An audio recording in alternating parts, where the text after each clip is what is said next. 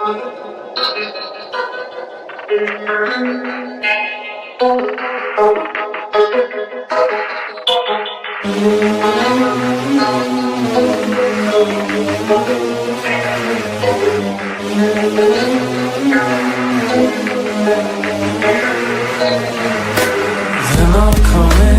broken down and defeated, deterred, busy and confused, sleeping.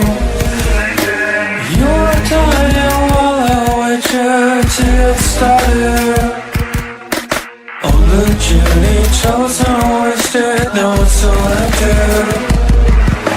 I was so bad, what happened?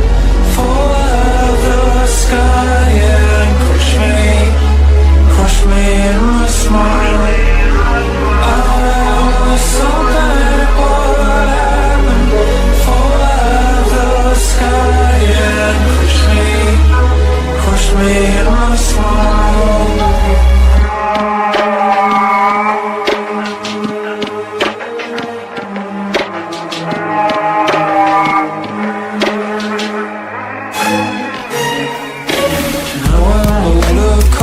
Silver sand jaded, then upcoming, they're broken down and defeated. You are dying while I wait you to get started.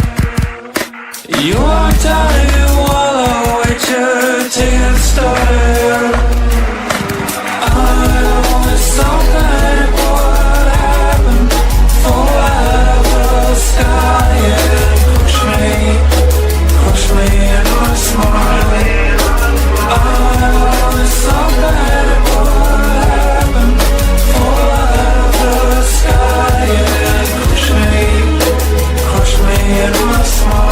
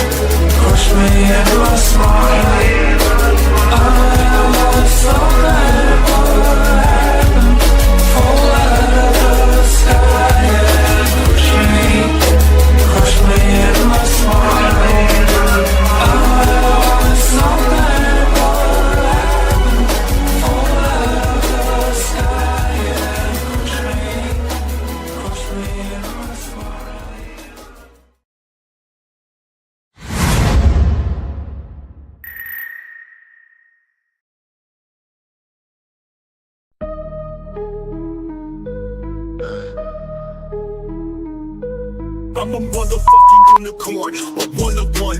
The vibe being the love and light, then light and one. My karma isn't just stellar, I live by truth. Fighting evil, my scars are living proof. Protecting you from the storms with all my might. Love me, I will treat you right. You ever cross me, it's the last thing you'll ever do. With my crown of thorns, I'll wreck you. I ain't playing, yo, Ryan Hart, call me a saint. Too bad, Chris, because Bigfoot knows my name. I'm a messenger of God, with loyalty I serve, taking out all evil with his holy word. A true Knights Templar, sword in hand, slice you up, bury you in the sand. I'm a motherfucking unicorn, you'll never find anyone like me. Born in the Bronx, raised in NYC, so listen up, take heed. I float like a butterfly, sting like a bee. A true Knights Templar, sword in hand, slice you up, bury you in the sand. I'm a motherfucking unicorn, you'll never find anyone like me. Born in the Bronx, raised in NYC, so listen up, take heed. I float like a butterfly, sting like a bee.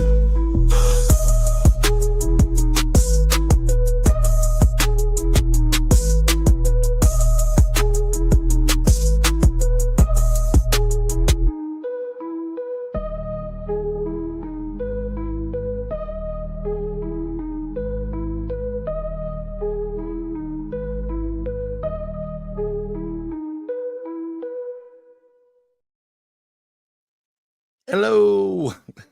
Happy Wednesday. Happy hump day, everybody. My youngest has said, hey, Dad, it's hump day. And I'm like, oh, please. She's crazy, though, but Al knows. I want to thank everybody for coming into the broadcast. Welcome. We are broadcasting on Facebook, on YouTube, on this channel, and also inside the Goblin universe, because that's where we were at one point in time. And we're going to be stepping into that Goblin universe in a little bit.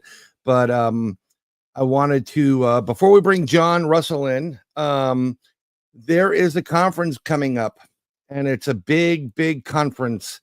And we're going to be there. I'm going to be there. So if we're just going to do the promo video, if it's all right with you, because that's the way to do it. And it is in Missouri. It's called the Crossing Realms Conference. It's September 19th and the 20th. And tickets are on Eventbrite, but let's take a quick look at this because we got to promote it. Want all you there. I want to actually meet everybody. And yes, as I stated before, I will be giving away free hugs. Lots of them. So there it is. It's coming up, and we're going to play it right now.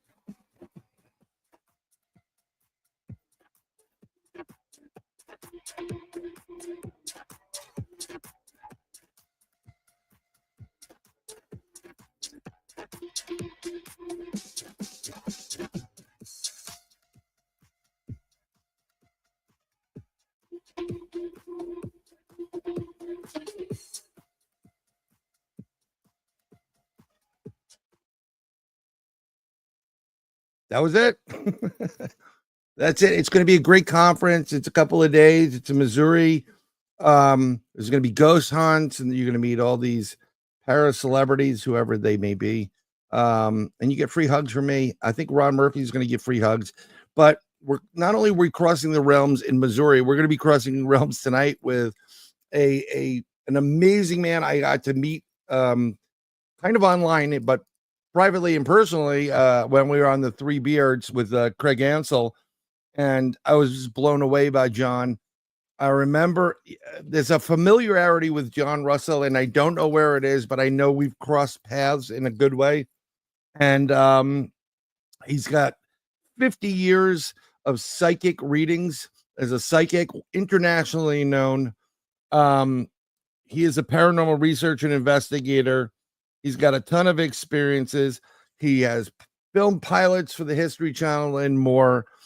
He is an award-winning author, and we're going to be talking about all this. But on top of that, I think one of the most impressive ones, and let's bring John in. John, welcome to Third Eye Live. One of the most impressive ones was he was just inducted to the Brotherhood of Magicians. Yes, Brian, it's so great to be here. Thank you so much for having me. It's always a delight to talk with you, my friend. Yeah, I joined the International Brotherhood of Magicians. I've been card magic themed since I was a kid. And I used to have my dad owned a bar. And when I would get out of school, my mother would take me to the bar, and I would go in there and harass anybody that would put up with me with card magic, right? That's great. It just drive people crazy. And I was just absolutely in love with it. I like stage magic, David Copperfield, so on and so forth. But I just really always had this affinity for card magic. And I kept studying magic until young adulthood, somewhere around in there, and then just drifted away from it for a while for some reason. I kind of halfway kept in touch with things, but then Right. in my later years now, I've gone back to the study of card magic. I know some stuff that if we were there in person, I could do for you that would just make your jaw drop. And decided, hey, what better time to join the International Brotherhood of Magicians? So I was blown away because that I know people that do. I have some friends, younger friends and older friends that live for magic. Yeah. And the art of sleight of hand and it's incredible actually. And there's something mystical about it in itself. There is. And I think their goals is like to play, what was that, Magic Castle? And then also to be inducted in the Brotherhood. Right. And I've heard about the Brotherhood. And then when you research it, like, it's not an easy feat. I mean, it really isn't. Well, so I was thoroughly impressed. Oh, thank you. Thank you. It's a great thrill. It's a great honor to be in there. And, I've never really had any performance goals. And really still don't, other than amusing whoever I can, con into watching something. But I've always enjoyed it for my own pleasure. And by being a member of the Brotherhood, you get a lot of inside info and a lot of stuff that you don't get otherwise. And it's a really cool gig. It's really neat. So I got to ask you, like, because one of my friends, the younger one that is always doing magic, he always has stuff on him. Did you always have a deck of cards, like those sponge balls? Oh, absolutely. I'll always have the deck of cards. Yeah. And nowadays there's always a deck of cards within reach. So that's kind of a given. Yeah. He used to have, and every so often he'd have a new one, like he'd make his finger just, and it's not the old, whatever trick. Right. But the coolest thing I went to a concert, and one of the coolest things he always used to have, he has it on a 24/7, is flash paper. Oh yeah. Flash paper, like the fire and stuff like that. Right. And I was watching a U2 concert at Madison Square Garden, and these people were just obnoxious with being obnoxious and with their smoking of marijuana. And I'm not opposed to it. I did plenty of it growing up. Right. And they just was like, hey man, do you have any papers? And I gave him the flash paper, John. And my God, they let it. He goes, this tastes funny. I'm like, oh, I must have been in my pocket. And he went, and I was like, screw you. Yeah, you're great magicians. Al's from the city. Al's actually in upstate New York. Right. He's in near Po Town, Poughkeepsie. So he's my, when we're back, we started doing a lot more Bigfoot investigations with each other. Cool. It's there. So we always do that. He just said, I did magic. I made Brian disappear from New York. Yeah, there you go.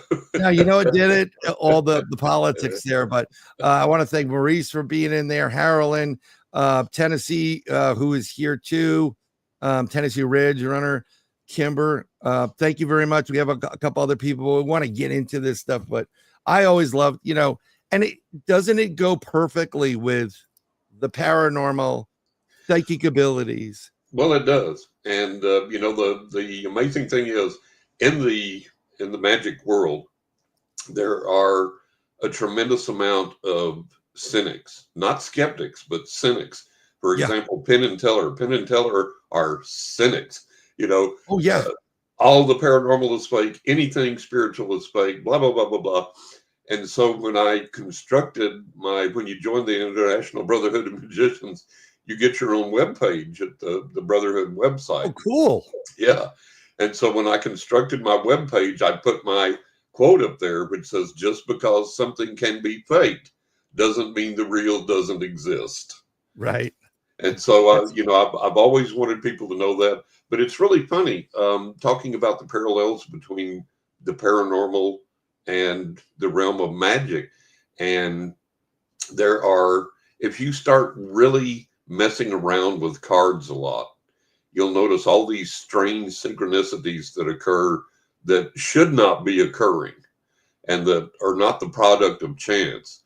Right. And I was telling my wife the other day, I show her when I learn something new and really get it down just right, I show it to her.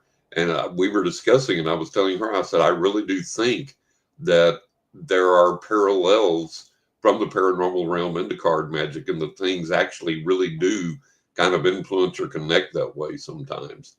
And obviously, when you're doing an effect, it's something that you learned and it's not real, but you want to make it look real. You want to create the illusion of magic happening to entertain people. And I tell people, I say, that's how you know the difference between the fake and the real. The real doesn't work all the time, because there's no psychic on this planet that's 100% accurate. Doesn't happen, doesn't occur. Zero psychic. And when you see a stage magician go up on stage and they tell you the serial number of a dollar bill given to them through a mind reading act, and it works every single time from city to city to stage, that's fake, because the real never works 100%. I would to God that it did, but it doesn't. So that's one of the ways. But excuse me. I've always told people, I said, I want you to understand that just because a magician can fake mind reading, can fake bending a spoon, can fake whatever, that doesn't mean that the real doesn't exist. Right. So classic point, so John is a highly awarded author. I'm just going to share something here, and we're going to be going through this stuff because they're important. So this is John's first book, Writing with Ghosts, Angels, and the Spirit of the Dead. Talk about a trip, folks. I mean, I thought driving with my wife and two daughters was tough. I thought driving with Al Santarega sometimes was tough. But yeah. And then he segues into A Knock in the Attic, true ghost stories and other spine-chilling paranormal adventures. Then this was when actually you were on the Beards, but we're going to also talk about it as well. 20 ways to increase your psychic abilities, right? It's like 10-minute abs, but 20 ways to increase your psychic abilities. This is the latest book, The Crying Tree and Magic Rock, which the title really, really hit me, hard. And we'll go into that a little bit. And then, of course, all these are available on Amazon. And then Amazon, Barnes & Noble, Books A Million, Apple Books, 8 Books, just about anywhere online you can get them. And one of the things I always ask is, I like autograph copies. I love the personalization of it. There's something about it. There's a connection to it. So I asked them backstage, and I think I'll probably ask you on the Beards as well. If someone wanted to get an autograph book, could they possibly email you via your website, which is scrolling right now across the show, and work out an arrangement where you can say yes? Here you go. Yeah, okay. Absolutely. I've done that several times for people to get autograph copies, and each book's individual page, and we'll get into that later on. Right. Each book's individual page also has a link to get an autograph, to buy an autograph copy. That's perfect, because I'm literally going to do that. Although I'd like to drive out to you and meet you and say hi and have some lunch and whatever it is. And I'll transport you wherever you need to go. But we'll get you set up. We'll get you fixed up. That would be perfect. I just removed it for a second. But something I tossed around. One of the things I want to do in this show is I want to help as many people as possible and leave this. I want people to leave this show going, wow, that was great. I feel great. Life's good. And it's going to get better. Yeah. And yes, you're a world-renowned psychic. I'm going to ask people, and this is how I'm going to do it. If you have questions for John, I promise you we will get to them. I'm starring them right now. And if he so chooses, and he doesn't have to, he's a busy man. He's got things on his plate. If he can answer those questions, I don't want to put him on. I don't want to put him on the spot. My buddy Al, actually, we were supposed to do an investigation upstate New York, Bigfoot. Mm-hmm. I couldn't make it, family obligations. So he took these two guys and these two women up there, and I did a remote view. I called it remote viewing, but I have psychic abilities. I'm owning it. There you go. Right. So I did it, and I told him, like, there's a tree there, there's one over there. I was telling him what's going on. Right. And then he goes, he texts me, he goes, they want to know what color they're thinking of. And John, that really pissed me off. Yes. And I was like, yes. and I cursed him. I'm like, I'm not an effing dog and pony show. Right. And I told him, I said, those guys are thinking of purple and the ladies are thinking of green, a little bit more chartreuse. And he came back with laughing. He goes, spot on. And they're like, how does what he I do always do when people do that, if they say, what color am I thinking of? I say 5. Exactly. That's great. Or if they say, what number am I thinking of? I go, red. Yes.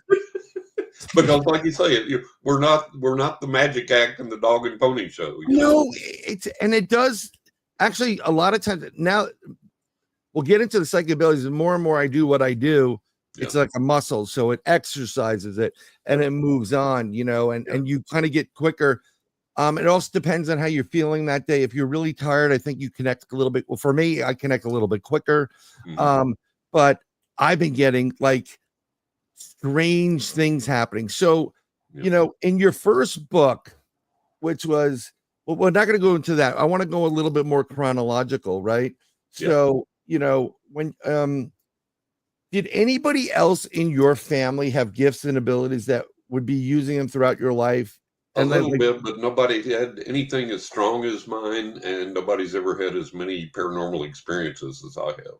Okay, so when you grew up, you had the gifts and abilities, but did anybody in the family member help you to develop it, or have a support system in place to kind of hone your craft? Nobody really helped me to develop it. It was encouraged. But mostly everything I did, the other side either taught me directly. Okay. And I studied a lot. I read since the age of 11, and I got into I was reading William James, The Varieties of Religious Experience at age 11. Wow. So I started this heavy research early on. And between the research and my main focus in reading things was, okay, there's all these theories out there. There's all these teachings out there. There's all these belief systems. How many of them actually work? And so that was my main thing, was to read and study and understand all these things, put them into practice and see if they actually work. If they worked, then I kept bits and pieces of them. If they didn't work, then I discarded them and moved on. Right. So it's trial and error. Yeah. And so how old were you when you actually, it's like, there's a guy with half a face in my bedroom right now. What was that? What I think that's a knock in the attic, right? Yeah. True story. Yeah. That was where that's basically, is that an autobiography for you? The knock in the attic? It is. Yeah, it is. And that goes back to my childhood when my psychic abilities awakened, when everything developed, a knock in the attic. And I was about 5.5 years old when I had my first experience with this ghost that opened up the portal to all these paranormal experiences. And then between the ages of 5 and 6 after that, I became aware that I had developed a psychic gift, that it had also awakened the psychic gift. So here's something that's interesting. Was the ghost a ghost, or was it a spirit guide? Were you meeting in actuality your spirit guide? Yeah. I don't know. I've tried to get that information, and it's never been given to me, interestingly enough. And I know that, aren't they, John? Yes, I know that he came specifically to open up this portal to these paranormal experiences, because I've had probably thousands by now, but way over 1,000 literal physical paranormal experiences. These are supernatural things that have occurred on the physical realm. Other people have seen them and witnessed them, been participatory in this. We've filmed them. We've audio recorded them. We've taken photographs. So they are real things, not something imagined or hallucinated or meditated or whatever. So he opened up the portal to that. And I couldn't articulate it when I was a kid, but I understood intuitively that these things that were happening to me were going to be extremely important to me and extremely important to other people down the road, that it was going to be something that would be an aid and a help both to me and to them. And then shortly after that, I became aware of my psychic gifts. So that was a component of him coming through to open all of that. And I don't think that he may have been a guide of a type, but it was like a very specific, short-lived hit-and-run mission. Let's get in, let's blast this kid's third eye open, and then let's get out, and my job's done. And like it's the only DoorDash one- for the ghost world, right? It's DoorDash. Yeah, yeah. Here's And your fries. That's a portal. I gotta go. I gotta go. You've got it from here, kid. And from that, though, there came into my life a retinue of spirit guides, guardian angels, and so on and so forth, that have contributed to my understanding, to my growth, to helping me to exercise my gifts and my abilities. And so it's been a really beautiful life. It's been a really enjoyable life. That's incredible. One of the questions I also had is, how did you meet your spirit guides? I've tried everything except leaving out milk and cookies and rum. I'm like, can I have your name? Can you tell me your name? And and what's funny, a lot of the times they don't. I have guides that I know they have been with me since I was a kid, and some of them have never given me a name.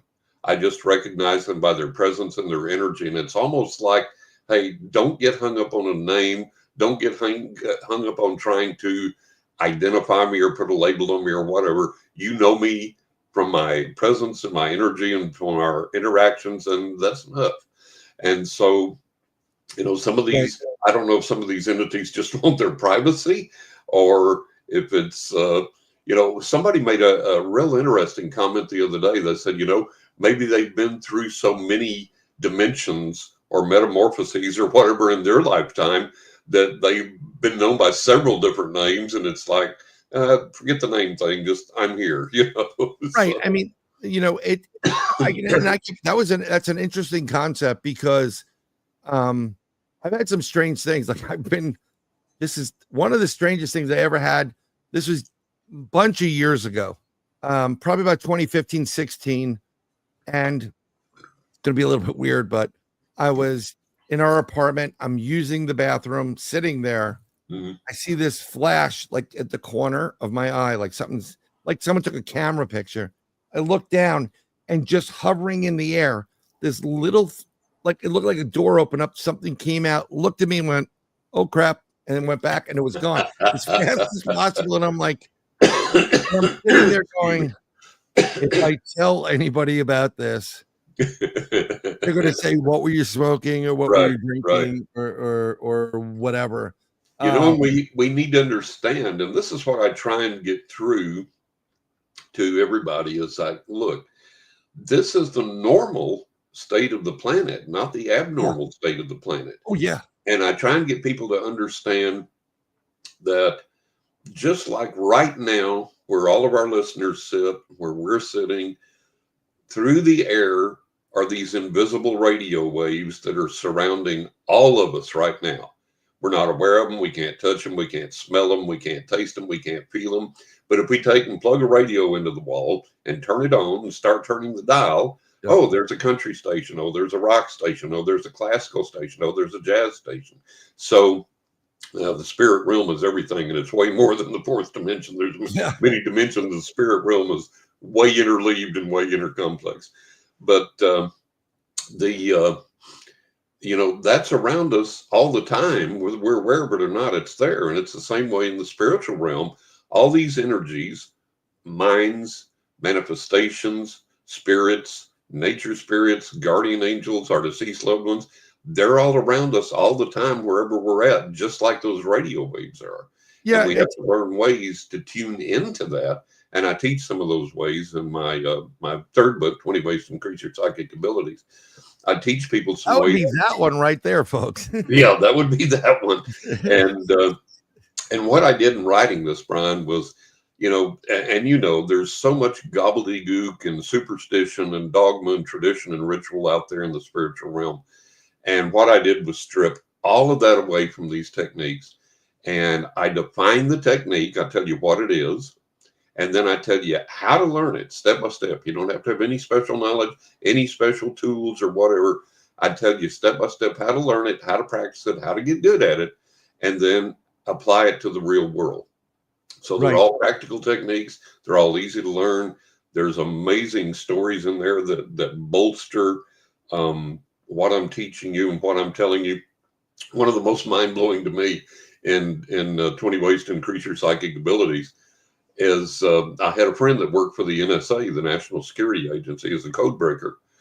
And he said, John, he said, we had this code and nobody could break it.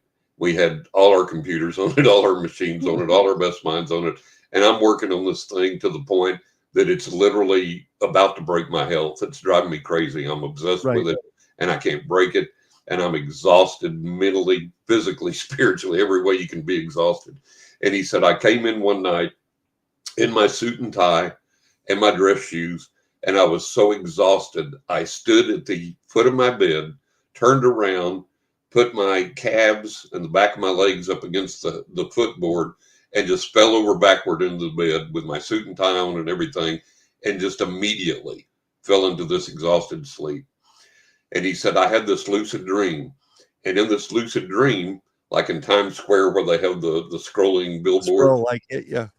he said, in this lucid dream, here come the characters of this code scrolling across this billboard.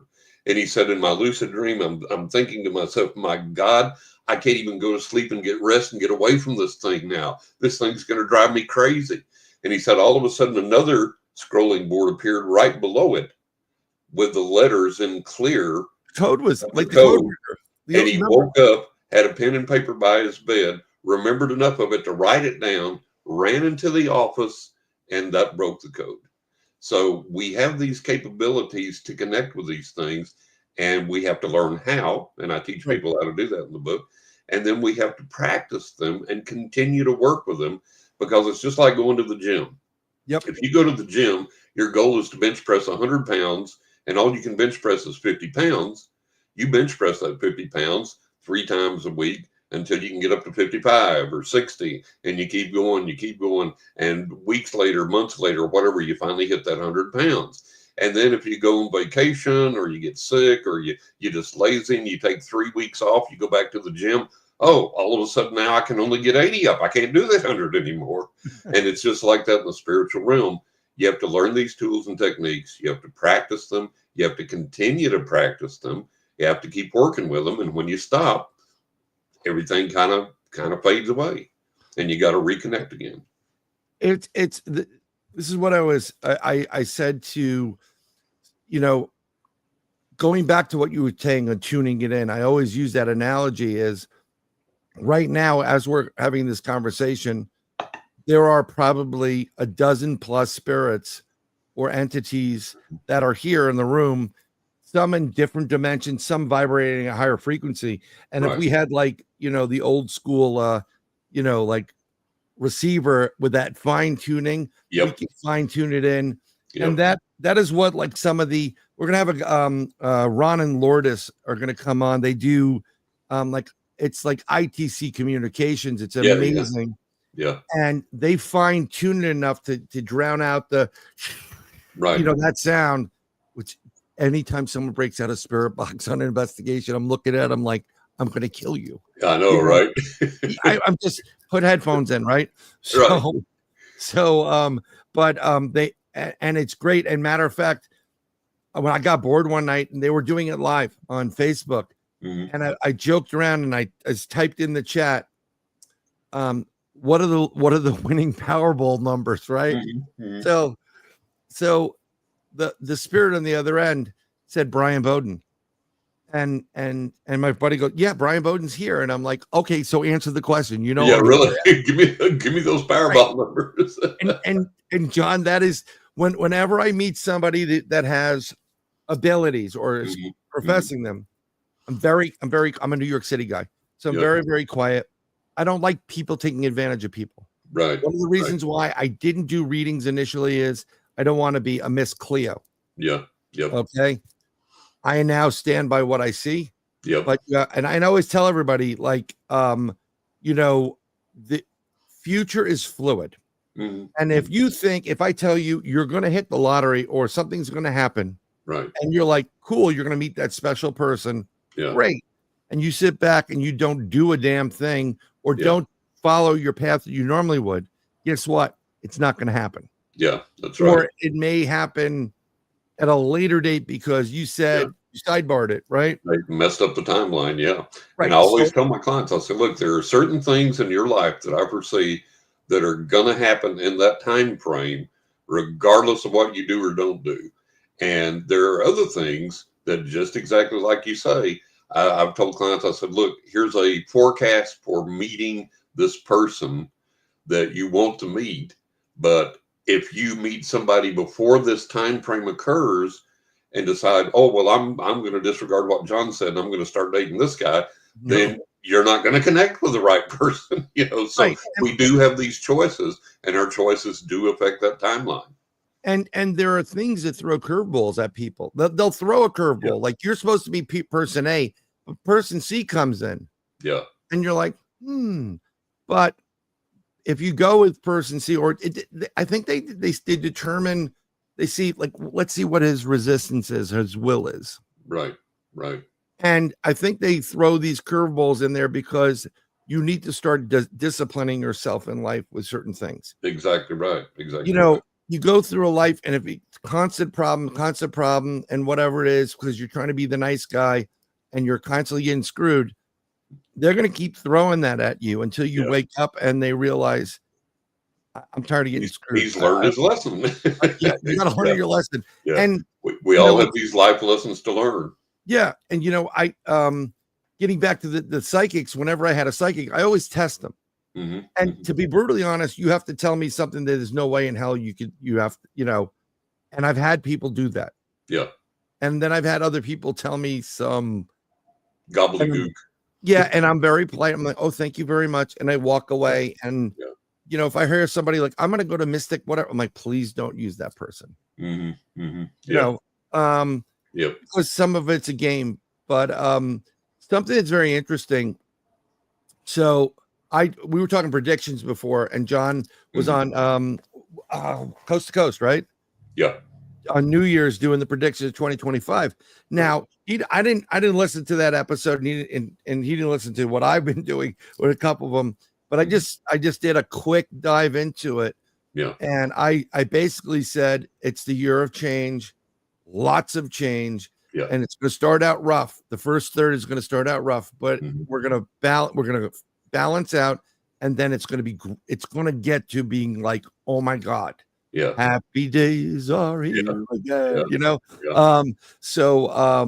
But something happened to my other half, people not coming back, and they quit, they move on, and they're all upset because things are changing. I said, well, this is what I've been trying to tell you, but she doesn't listen. Yeah. 2025 is a year of change. Yes, it is. And she says, well, is it good or bad? And I say, yes. It's like, tell me what color I'm thinking of. 5. Yeah. John and I do the same thing. Yep. Or I play games with my kids to try to do things telepathically. Right. I'm thinking of a color, Yeah. and my kids, being the wise guys they are, go burnt sienna. No, no, like sea foam green. And I'm like, no, red, orange, green, blue, purple, violet. Pick one of those. I mean, I just try to do this because I've seen it done. But it's going to be change. And it's going to be good, and it's going to be bad. And even things that are good are bad for you, and even things that are bad are actually turn out to be good, because when one door closes, they absolutely can. Right. And like we were talking earlier before we came on the air, one of the predictions I made, which dovetails with what you said, was that overall, everything considered, we're still going to have our ups and downs, our lumps and bruises, but overall, everything considered, this is going to be a better year for us. So that's something to look forward to, but we have to take steps to connect with that as well. It's like, I had a client one time, and I was always giving her time frames for meeting the right romantic partner. And some months would go by, and she'd call and schedule another reading. And I'd say, well, did you meet your partner? No. Didn't meet anybody? No. Didn't connect with anybody? No. Okay. So a few months down the road, give her another prediction. She'd call. Did you meet your partner? Did you meet this person? No, no. So one day I asked her, she had been a long-term client. And so one day I just asked her, I said, listen, I said, you keep coming back to me, but that doesn't necessarily mean anything. I said, how accurate are my readings for you?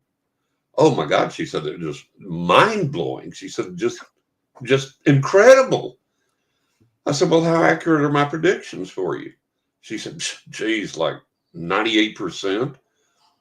I was like, okay, what's the deal with romance? I said, if I'm that accurate and I'm that good and I'm predicting these romantic connections and they're never happening, what in the world's going on? I said, what are you doing to connect with somebody? Oh, nothing.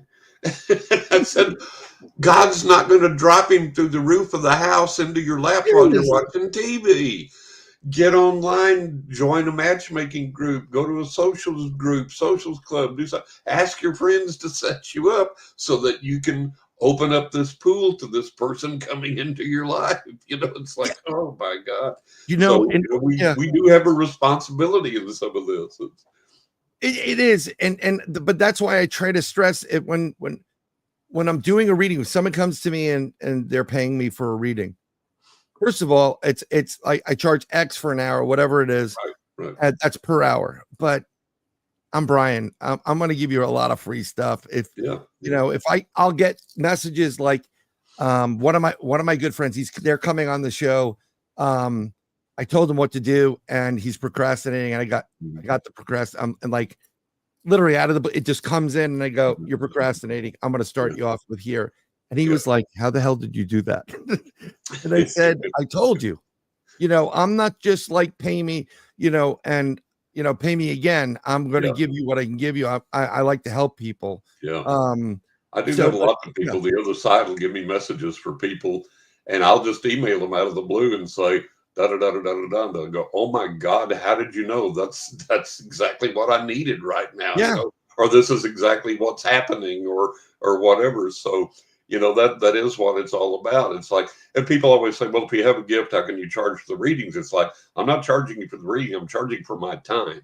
Right. Because if I go to the grocery store and I say, I'm John Russell, I've been a professional psychic for over 50 years. I'm internationally known. I've read for clients in 40 countries. I have 4 multi-award winning books out. They're going to go, wow, that's pretty cool. Your groceries are $162.78. Exactly. So it's like, I got to pay the bills just like anybody else. And if people want me to do this, I've got to have some way to make a living. We're not rich and I don't have a benefactor. So got to pay them bills. And you know what? There are some people I know that won't charge anybody for anything. And I get it. Because that's just the path they've been on. Right. But I think you're entitled for your time. And the hardest thing for me is when I interviewed this one psychic I was friendly with. We're not anymore. And these are my 2 questions for psychics. What are the Powerball and Mega Millions numbers? Right. And 2, who are my guardian angels and why do they drink? And the second one really got her. She's like, what did you just say? It's the truth. I mean, do you understand, like, oh my God, they have to be drinking after I've been experiencing what I experienced, Exactly. And so it's a great, icebreaker for them. Yeah. But it's like, they were the ones that said, no, you need to do more readings. Mm-hmm. And so I did. So I said, I don't really know what to charge. So someone else said, charge them this. And I'm like, really? She goes, well, yeah, because you're going to remote view it. Yeah. It's just, whatever. It's like it's an extra, like it's magically extra or whatever. Right. So I just took that number and I went with it. Boy, am I off. I mean, like, there are people making a killing and this stuff. But, and my problem is I do a lot of pro bono. If I can help you, I'm going to help you. So, that's how it works. But a good psychic doesn't make a good living. No, because you no. care too much about helping people. My wife always tells me, she said, "You're the worst businessman on the entire planet." I said, "Yeah, but I sleep good at night because I've been true to my gift, true to my clients, and you know." Yeah, I mean, but that's the whole thing. It's like, I had a friend who was, I met through online, whatever, good person, he's having problems. And Mhm. we were driving back and forth from New York to Florida looking for a place to live because I Right. love the free state of Florida. That's what it says when you come in. Welcome to the free state of Florida, as opposed to when you go into New York, which is give me your money. Right. So he was basically on the ledge, and I wasn't going to let it happen. And I was, the other half's like, come on, it's late. We got to get up in the morning. And I said, this person is not, I'm not getting off this phone until I talk this person off that ledge. Exactly. And I was up for about 2.5, 3 hours. Yeah. But I just Saved a won't let life. that happen. Yeah. Saved a life. Yeah. So, and I've done this so many times, and I really do feel that that's one of the callings I have, in this whole process. But as far as being a psychic is concerned, so you started around age 7, or were you seeing things in like, what's that earlier? I was giving accurate psychic readings and predictions from the age of 6. Oh, awesome. That Yeah. must be fun when family comes over for like Thanksgiving. Oh man, there were people I scared the hell out of that never even came back to the house again. Well, And I started reading for friends and family when I was a teenager, and then by the time that I reached 18, I was reading professionally, and then went on from there. And I've been doing it over 50 years. So. It's really weird. So some of the new stuff that happens to me 2 years ago, the schools start early down in Florida. So like August, like 11th, they started. If I had to go to school, Al, correct me if I'm wrong, but if we had to go to school in August in New York, we probably would have killed people. You know what I'm saying? Excuse me. So I drive down we went to get a couple of things, for the kids. And I said, oh, you want to go get something to eat? And I was hoping they wouldn't say it, but they said this one place, Duffy's. You may have one on the West Coast. So I'm sitting in this Duffy's with my 2 daughters, and the waitress comes over, and she's really, really nice. And all of a sudden this other waitress comes out, and it's a blonde waitress. And instantaneously I get this download in my head. This is how it plays out. It's the last call at the bar. She's talking to a heavy set Hispanic gentleman with 5 o'clock shadow. No, I'll take you. And then the next scene of that is she is literally dead. Yeah. Blue, and I'm like, I'm freaking out. I'm like, I've just witnessed this. So I'm like, and my kids like, Dad, what's wrong? I said, nothing, I'll be back. I got to tell this person as a father of daughters. I need to tell this person. Yep, you have to. Yeah. But one of my friends, Carl Petrie, who is also gifted, he sees little TVs over the left shoulder. He's going to be on the show. One person, I'm just going to say it. Someone asked this question. I think it was Kim. Do you ever do missing persons cases? Now, Carl doesn't do missing persons cases because unless he's asked, or whatever, because what happens in the real world is police don't normally believe psychics or psychics. Too much. Guess who's going to jail? Yep.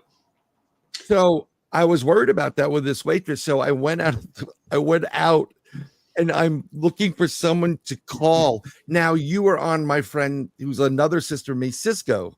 Her show, Journey Through the Gate Paranormal Portal podcast. Go check it out Sunday, Monday, Tuesday. And I go, Cisco, I've never done this before. How the hell am I going to do this without getting whatever? And she says, this is Cisco to the T. Don't worry, I got you. You go up to her and you tell him you're a medium and you have a caution for him. You go through the process. So, I'm playing with this, and I reluctantly went up to her, at the end. I kind of scared her because I paid my bill. She wasn't coming out. Right. And I saw her come out, and I started walking towards her, and she was like, oh, I said, no. And I said, I'm a medium. Mm-hmm. I have a caution for you. And I told her. Mm-hmm. And she's like, what? And I said, I told her what it was. Yeah.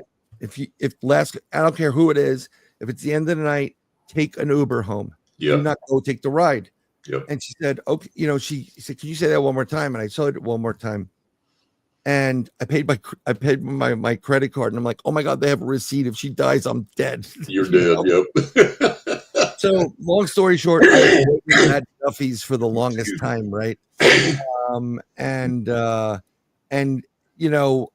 Understandably, I'm like, I don't want to go in there, but we happened to go out at one point, and this is almost 9 months later, Mm-hmm. and we ended up at that Duffy's during the day, not at night. I thought she was just a night waitress. Mm-hmm.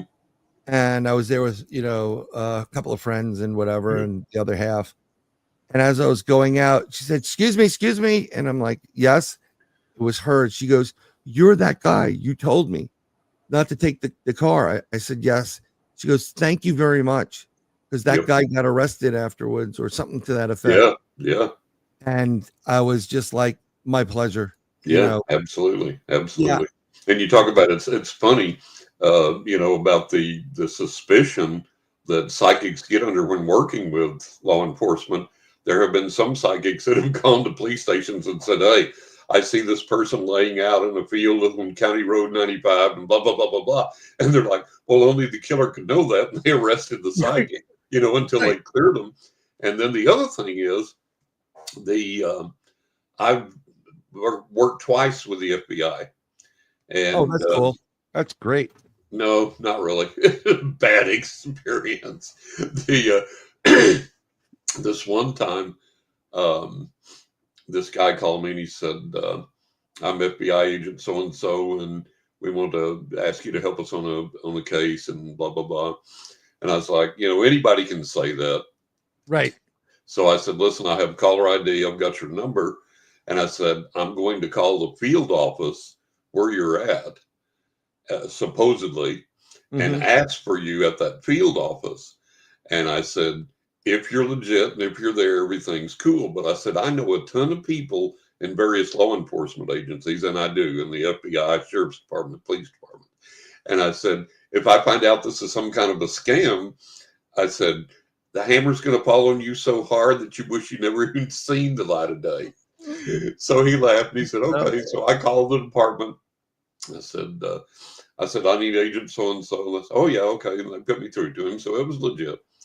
So they had me do this reading on this case. And without going into all the details, obviously, I told them some very specific things. And one of the things I told them was there's this specific, and in Texas, I grew up in Texas. Right. And they have these spur roads, and they're all 4-digit numbers. And I said, there's a spur road, and I'm seeing the numbers da da da da da da da.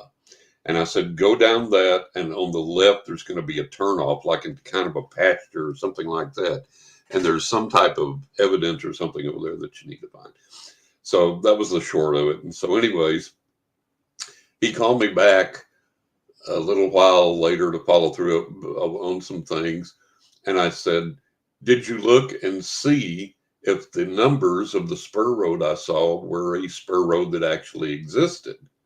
And he said, oh yeah, we did. Yeah, there is such a spur road. There's those exact numbers of the spur road and just the order you gave us. I said, great. You went down that road and turned into that thing. And no, we didn't. We never did go any further with that. And I'm like, okay, fine, fantastic. So you encountered that a lot. And then I had a family that called me and they said, we had a family member murdered.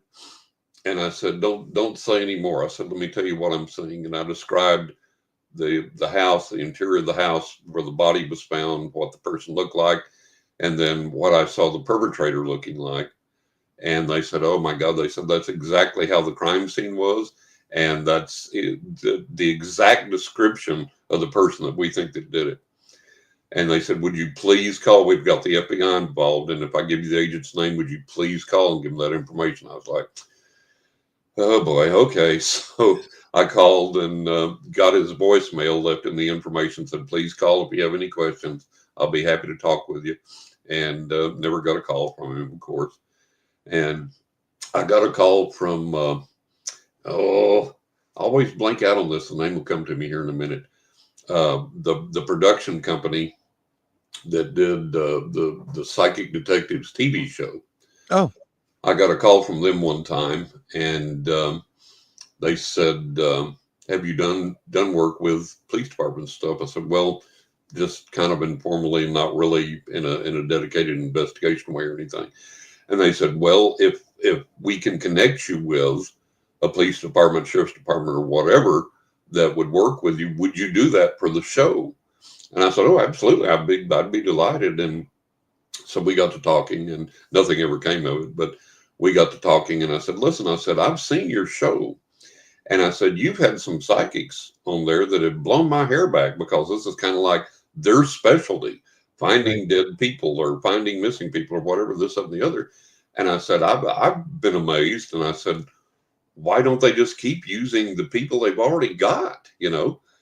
And she said, "Well," she paused a little bit. She said, "There's kind of a conundrum there." She said, "A lot of times," she said, "a lot of law enforcement agencies are highly reluctant to work with psychics because of the stigma to begin with, you know, Miss Cleo, you know, that type of thing." And she said, "Also, the ones you've seen that have been so highly successful, it's bruised the officers' egos." Oh, yeah. Because they feel like somebody came in and stepped on their turf and solved something when it should have been them doing it, and it bothered their egos, and they don't want to mess with them again, you know? So it's like, holy cow. So you run into a lot of stuff. It's really crazy. Yeah. There's an arrogance to it. There is. It's really funny. I don't know if you remember the movie with I forgot his name, but it was Ned Beatty and someone else. The original it's not, I think it's Walter Matthau. It's called Hopscotch. Oh, and, yeah. And in there, when and my buddy who works for the government, I've known him since I'm like 7. He works with FBI guys and everybody, threat assessment. And we both say the same thing. You know what FBI stands for? Fucking ball busting imbeciles. Yeah. And that's basically what it is. Yeah. I've known a couple FBI agents, one of which infiltrated the KKK. Yeah. He said the funniest thing was when they went to trial, you know, they got the evidence, you know, they put me on the stand and they're like, "Oh, that's Billy Bob. He's going to, you know, look what he's going to say." And he's like, "I'm a special agent, blah, blah, blah." And their faces went, you know, yeah, exactly. They went crazy with that. But, you know, actually recently, I have some friends in places like this as well, you know, government wise. And, you know, so there was something going on I was picking up on, and I started dialing into it. And around the 13th, I said, "I don't get your clearances, but I'm going to tell you the following." And because this is when the drone activity was coming, whatever. Right. And I said, "You need to look here. Look in the basement of these things. You know, this other guy knows what I'm talking about there. Yeah. Watch the water by the Statue of Liberty for New Year's. Check out the Hoover Dam. There's stuff coming down from Minnesota, whatever it was." And it was basically nuclear material, whatever. So I just threw it out there. Yeah. I said, "You're going to investigate these things. It's what you do." And lo and behold, like 48 hours later, they arrested a Yakuza guy for trying to sell nuclear material. There was some other people and some other raids there. And I was like, okay. Yep. I was right. You know, and it doesn't matter because the grand scheme is to save as many people or help as many people. There's a ton of people that I posted on Facebook, and I always get to Facebook jail. So now I have to breadcrumb, right? Yep.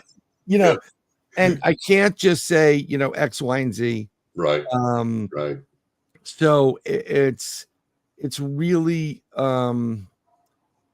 difficult to do that. So I have to. Autistic teen in Henderson, Tennessee needs to be found. Parents are getting heat for hurting him.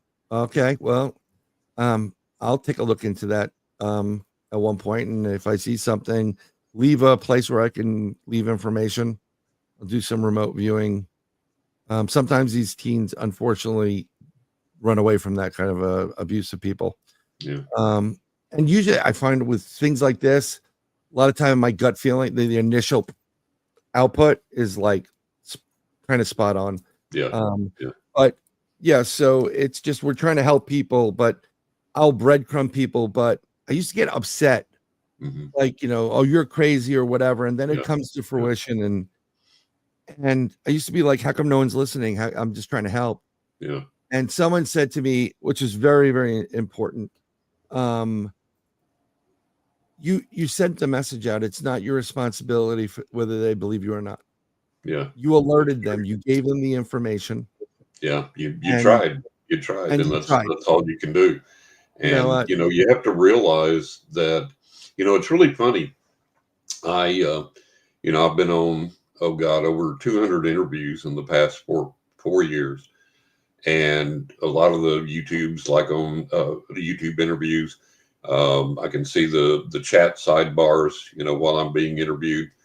And it's so funny because people will believe in Bigfoot, people will believe in UFOs, people will believe in this, that, and the other. But you say you're psychic and, this guy's full of BS. This guy's a liar. This guy's a fraud. This guy's a phony. And you see the comments in the sidebar in the chat. It's like, I was interested in this guy until he said he was a psychic. Now he's lost me, And it's so funny. People will admit, okay, I believe there's UFOs. I believe there's Sasquatch, but I don't believe in psychics, And it's so funny because we have this rich history of, Stanford Research Institute, the Rhine Research Institute, the big one in New York, I can't think of right offhand. There's a big one in England that have done this research forever and a day and proven beyond a shadow of a doubt, scientifically, that psychic abilities exist and paranormal occurrences exist.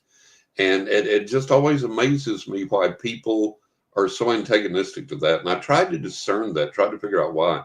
And I think one of the reasons, Brian, is that when skeptics come, cynics, rather, they're not skeptics, they're cynics. Yeah. And when cynics approach the spiritual realm, they're like, give me those winning lottery numbers. Tell me that this is going to happen and when, or tell me that and da-da-da. And if you can't do that, you're a phony, you're a fraud, there's nothing to any of it. And they don't understand how this realm works. And they don't understand the other side doesn't sit there like a puppy dog with a wagging tail going, come ask me for what you want. Come ask me for what you want. It's not that way. It's just not that way. And I always get tickled when people ask, well, if you're psychic, why haven't you won the lottery? And my answer is, don't you think I've tried? Oh my God, I've tried. I had a friend that was a psychic, was a friend of my first my wife, and then myself after we got together. And me and him would sit down together and try and brainstorm the numbers. And it was like, nope, not happening. And, it's so always frustrated, right? You can tell somebody, all these it's things. always amazed me that I could get all these accurate things for people over the years, including accurate predictions for their futures that came true. And I mean, against all odds type stuff, but can't get the lottery numbers. I'll give you an example of the against all odds type stuff. I had a lady that was worked for my credit card processor way back in the day. And she called me one day to get a reading. She said, this first reading I've ever gotten with anybody. And I always love that because that means I can rescue them from the clutches of the ponies out there. She said that the first reading I've ever got with anybody, don't know what it's going to be like. I'm just interested in it. Want to see what you tell me. Okay.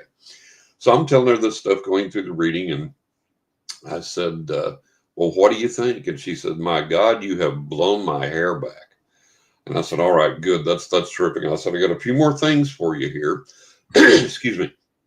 And I said, you're going to move within a year. You're going to move from where you're at. You're going to move to Nevada, I believe, Las Vegas. And I think it was Las Vegas. I told her it's been a long time, but I know it was Nevada. Right. And I said, you're going to stay in the same field, but you're going to start your own processing company. And you're going to make more money than you've ever made in your life.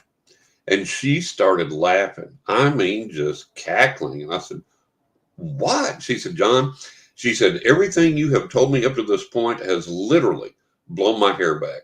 But she said, this, honey, she said, you missed the boat here. You got to be way off. She said, I have no intentions of moving. I hate Nevada.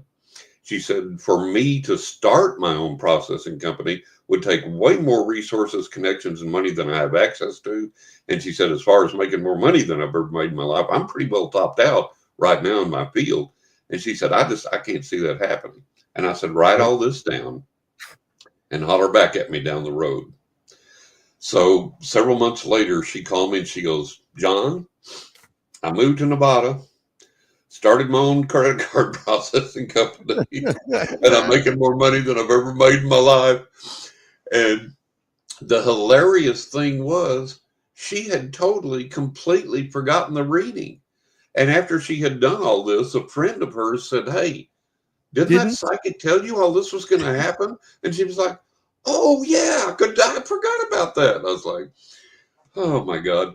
So, Yeah. it's like you encounter all these things, all these foibles that people have when you're trying to help them. Even if you give them accurate predictions, they forget them even when they come to pass, so it gets squirrely. So after the Three Beard show, Craig and I were the only ones on, and John was there. And John, you were fantastic as always. Thank you. Because I've seen you on other shows, and so Craig had his own question, and I had my own question. And John, Yeah. I love this about you, brother, so much. You said, do you want to know the truth or what you want to hear? Yeah. And let me tell you, folks, I've actually used a similar line on people.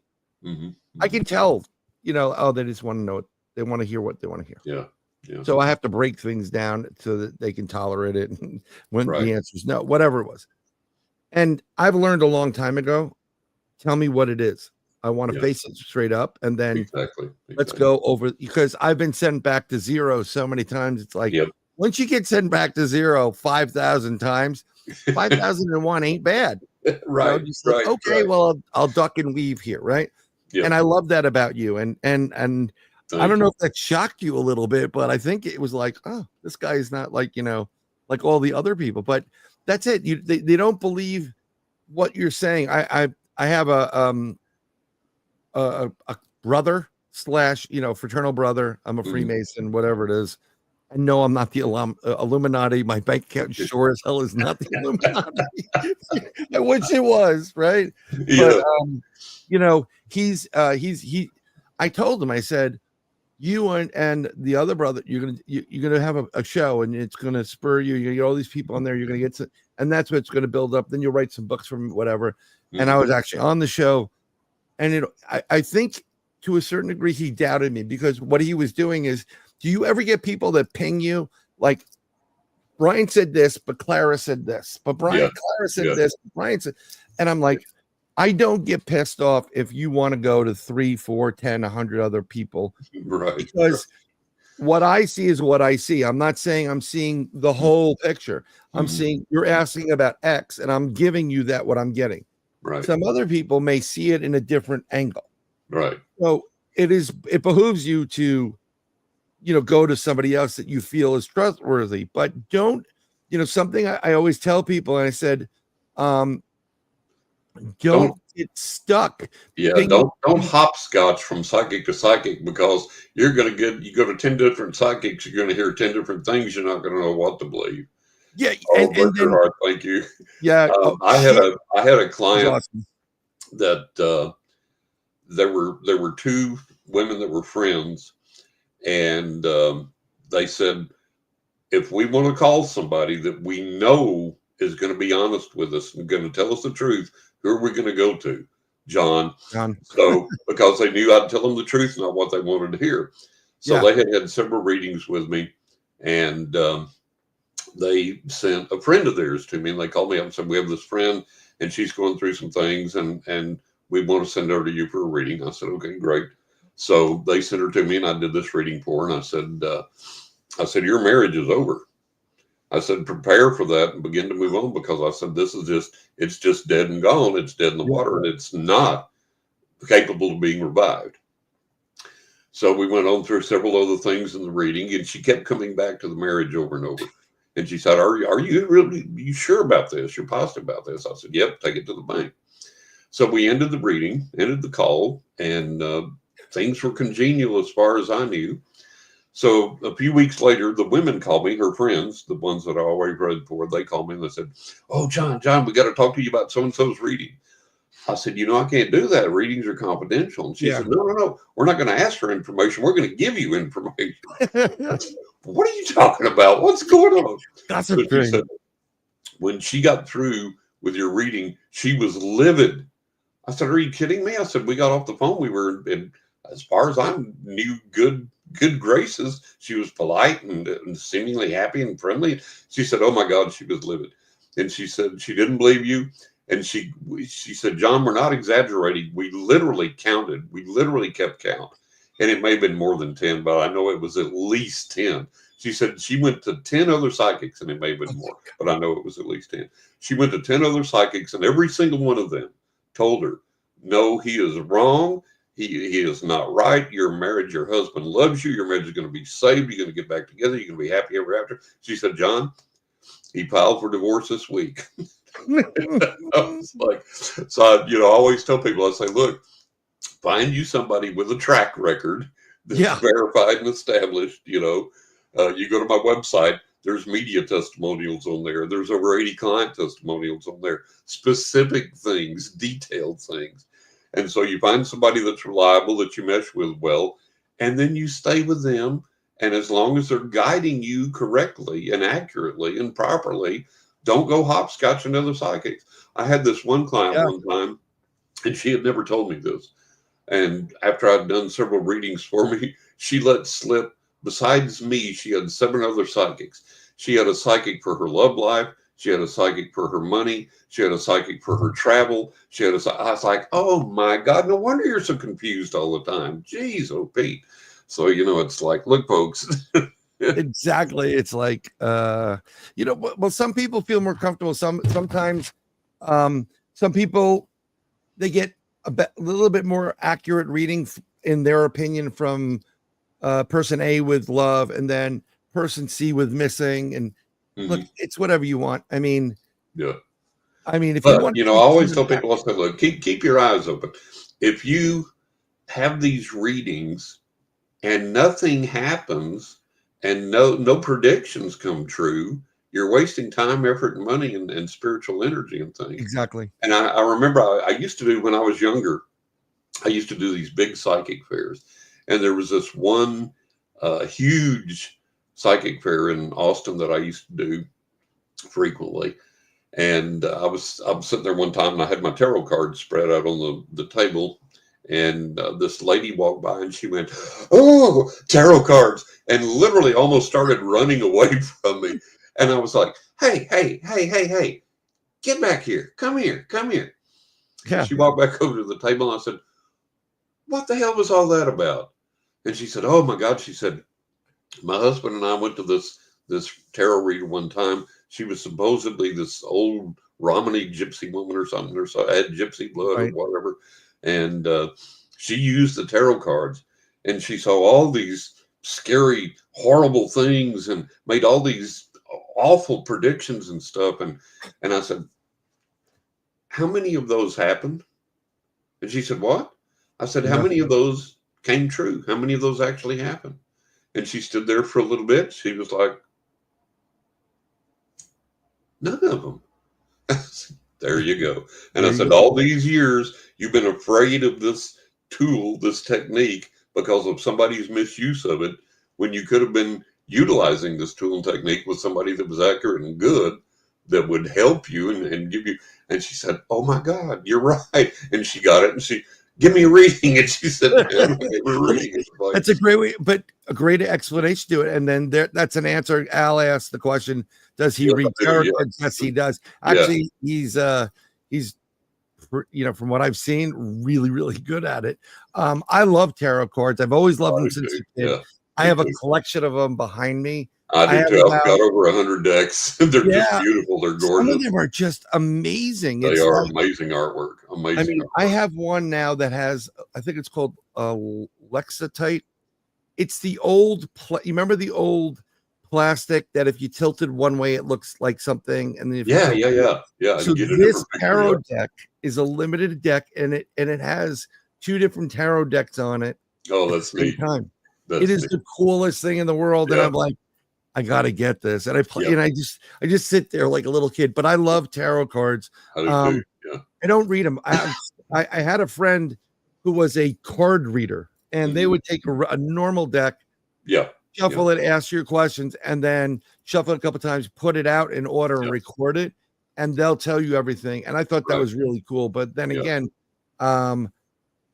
that's pretty. I have like 6 decks of cards that I'm pointing to right next to me right now. I just keep them, and I never got into it. I just love the beauty of a tarot card. Yeah, the artwork is tremendous.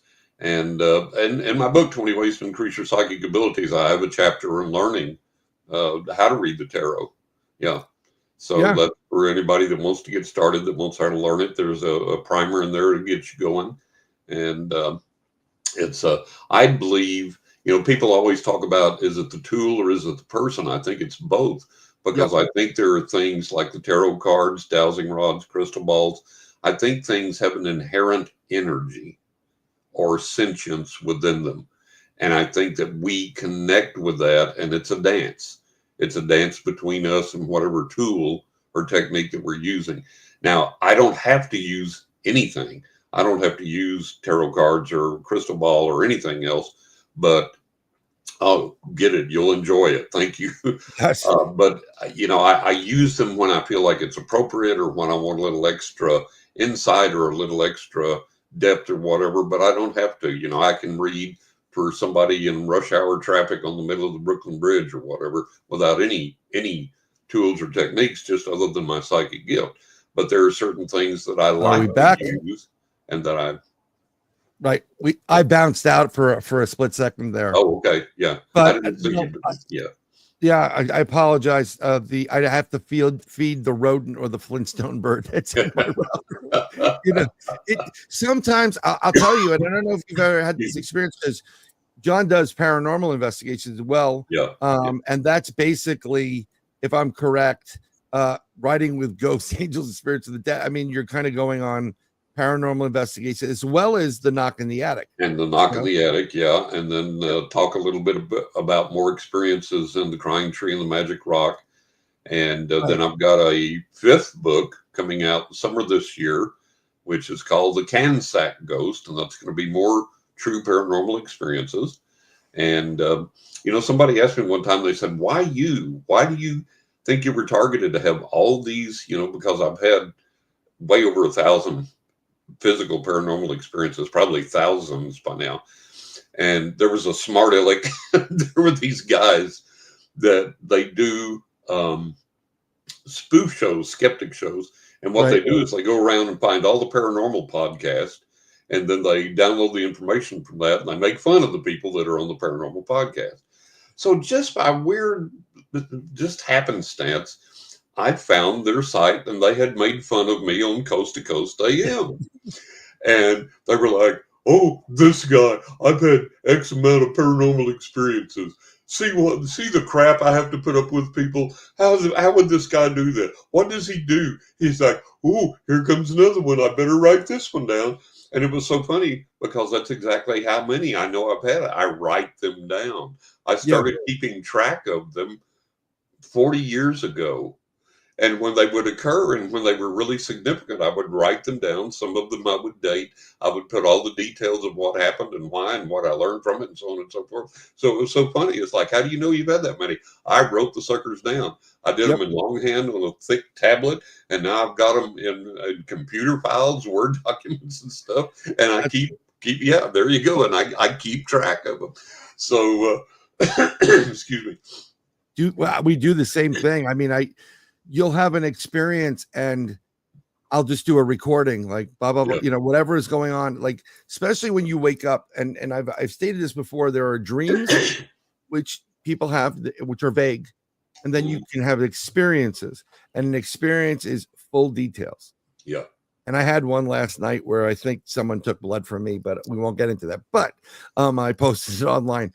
But I've woken up and I know there were certain messages or details in there, and I start the phone up, and if someone talks to me like whatever, and I go, gotta get this down, gotta get it out, otherwise you're losing. Yeah. And it's so Right. important that people pay attention to these things and that they chronicle these things, that they keep track of these things. Because look, these are sacred moments. These are sacred experiences.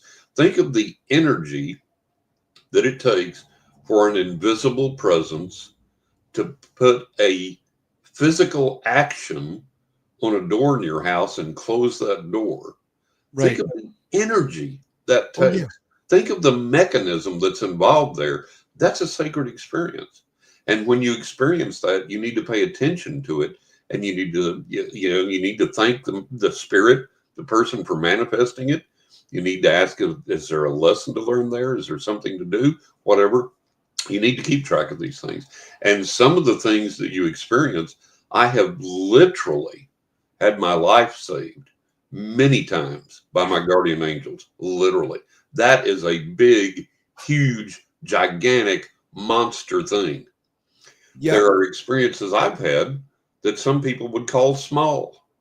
But to me, it's not as valuable in rank as having my life saved, but it's as valuable in that sacred moment of realizing that even in small ways, the other side is communicating with us.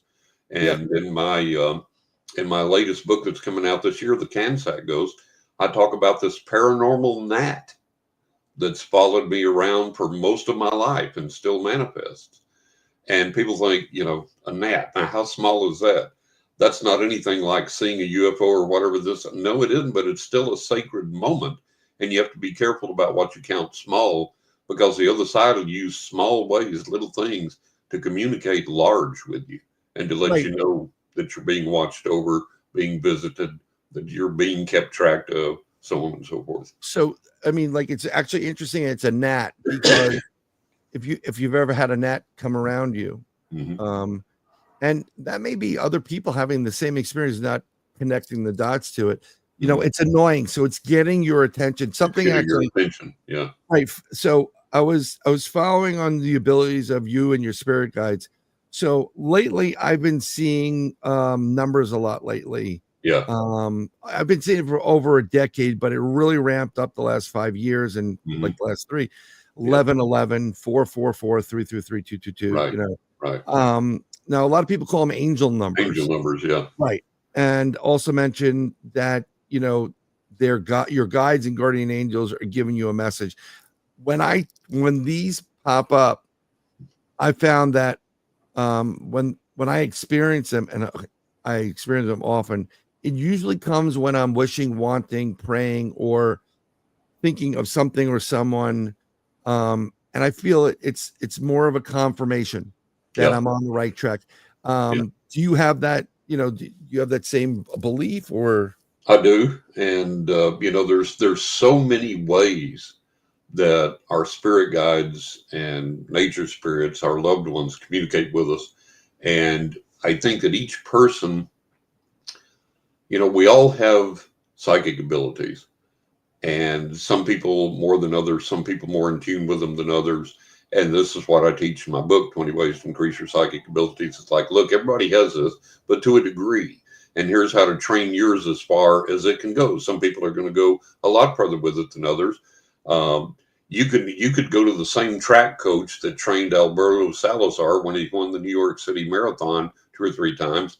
And he's going to look at you and say, me especially, for example, and say, son, take a slow, easy walk, and you're never going to have a career in running. You're never going to be a successful racer, whatever, Yeah. learn to walk fast or whatever, and don't do too much of that. So we all have abilities, but we all have limits to those abilities, limitations to those abilities. And that's what you have to learn in life. So, Yeah. It's like that Rolling Stones song. You can't always get what you want, you get what you need.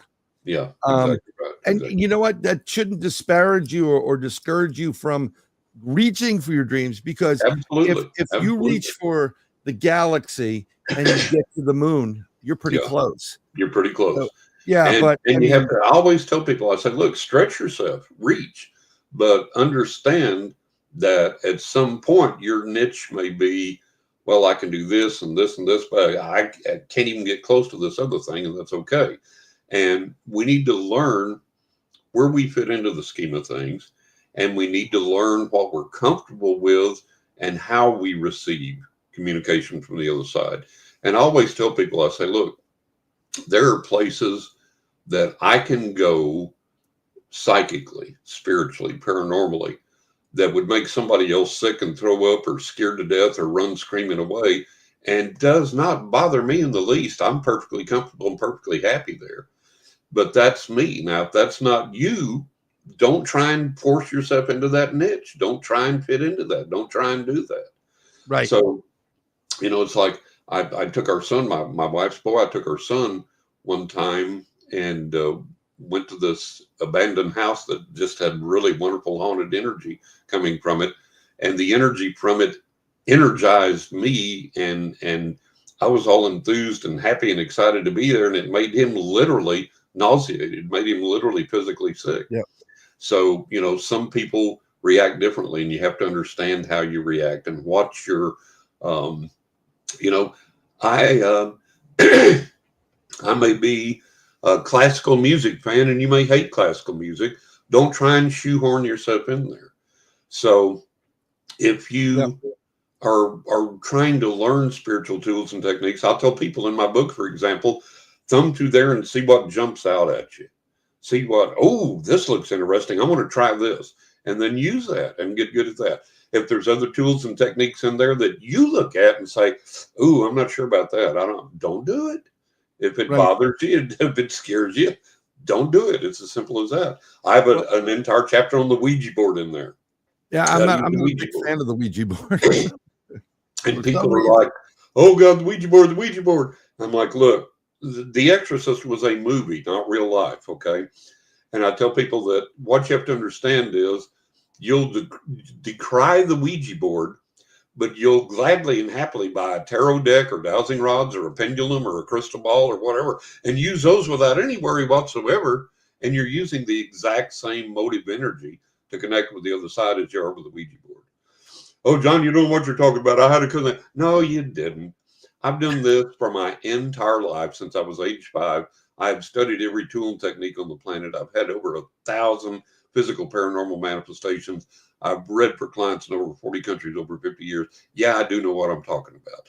If you've been misled by people that want to, you know, put butts in seats and sell movie tickets, basically.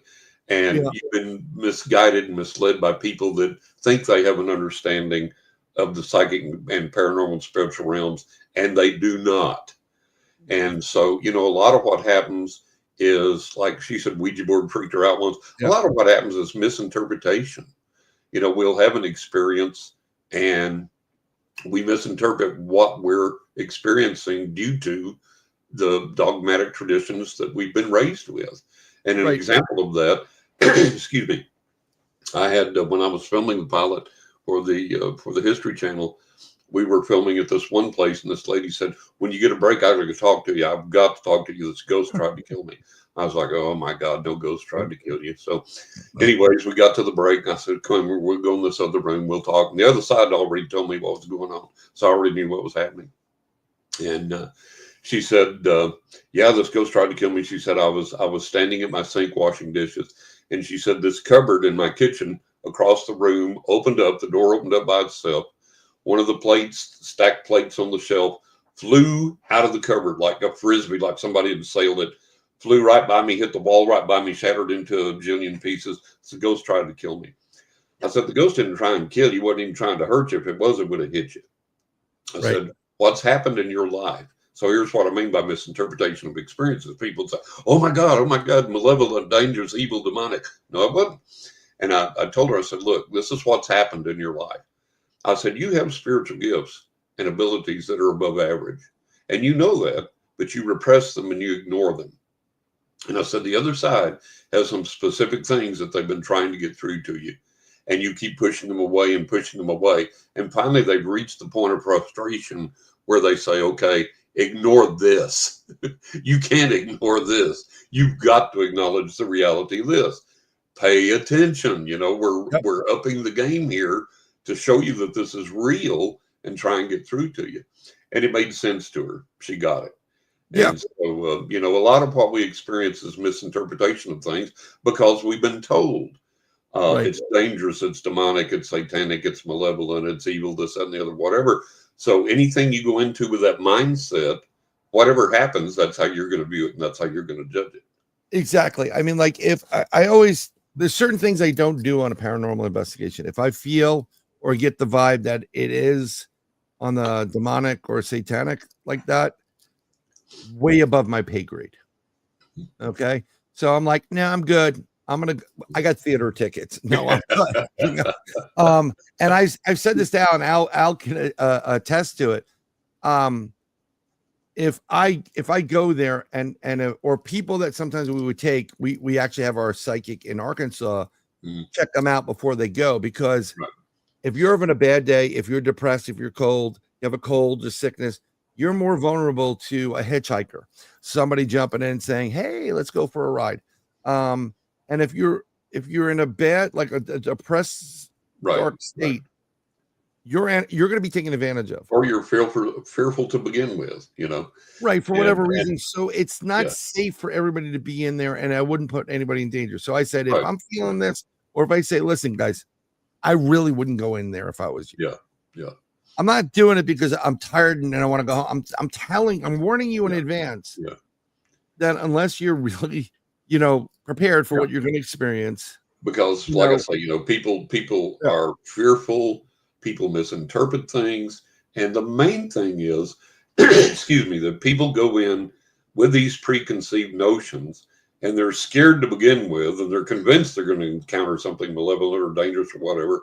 And so if something happens, even if it's positive, they're going to view it as a negative because they precondition themselves that way. Oh, yeah.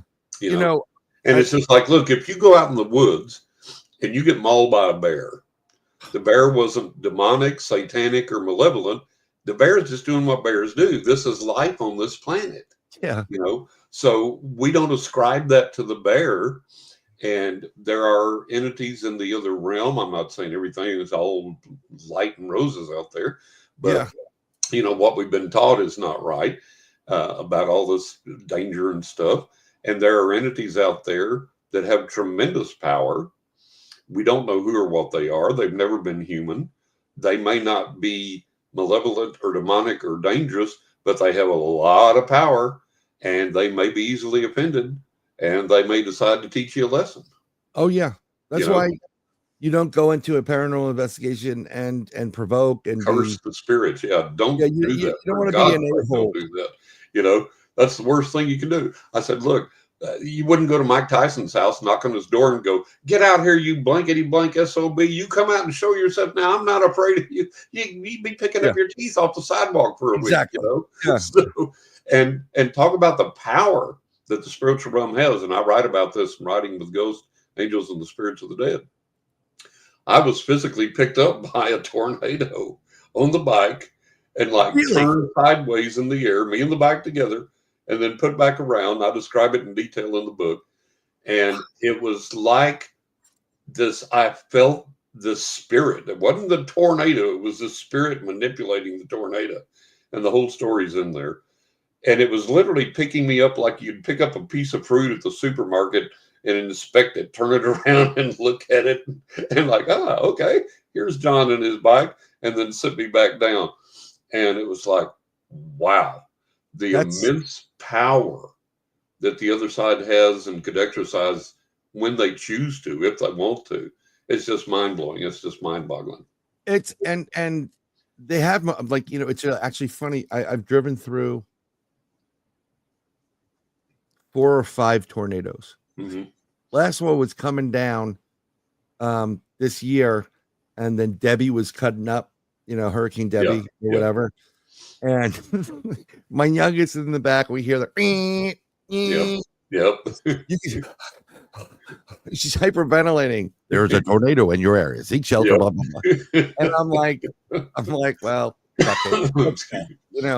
and both of my daughters are like that. Are you sure? I'm like, yeah, we're good.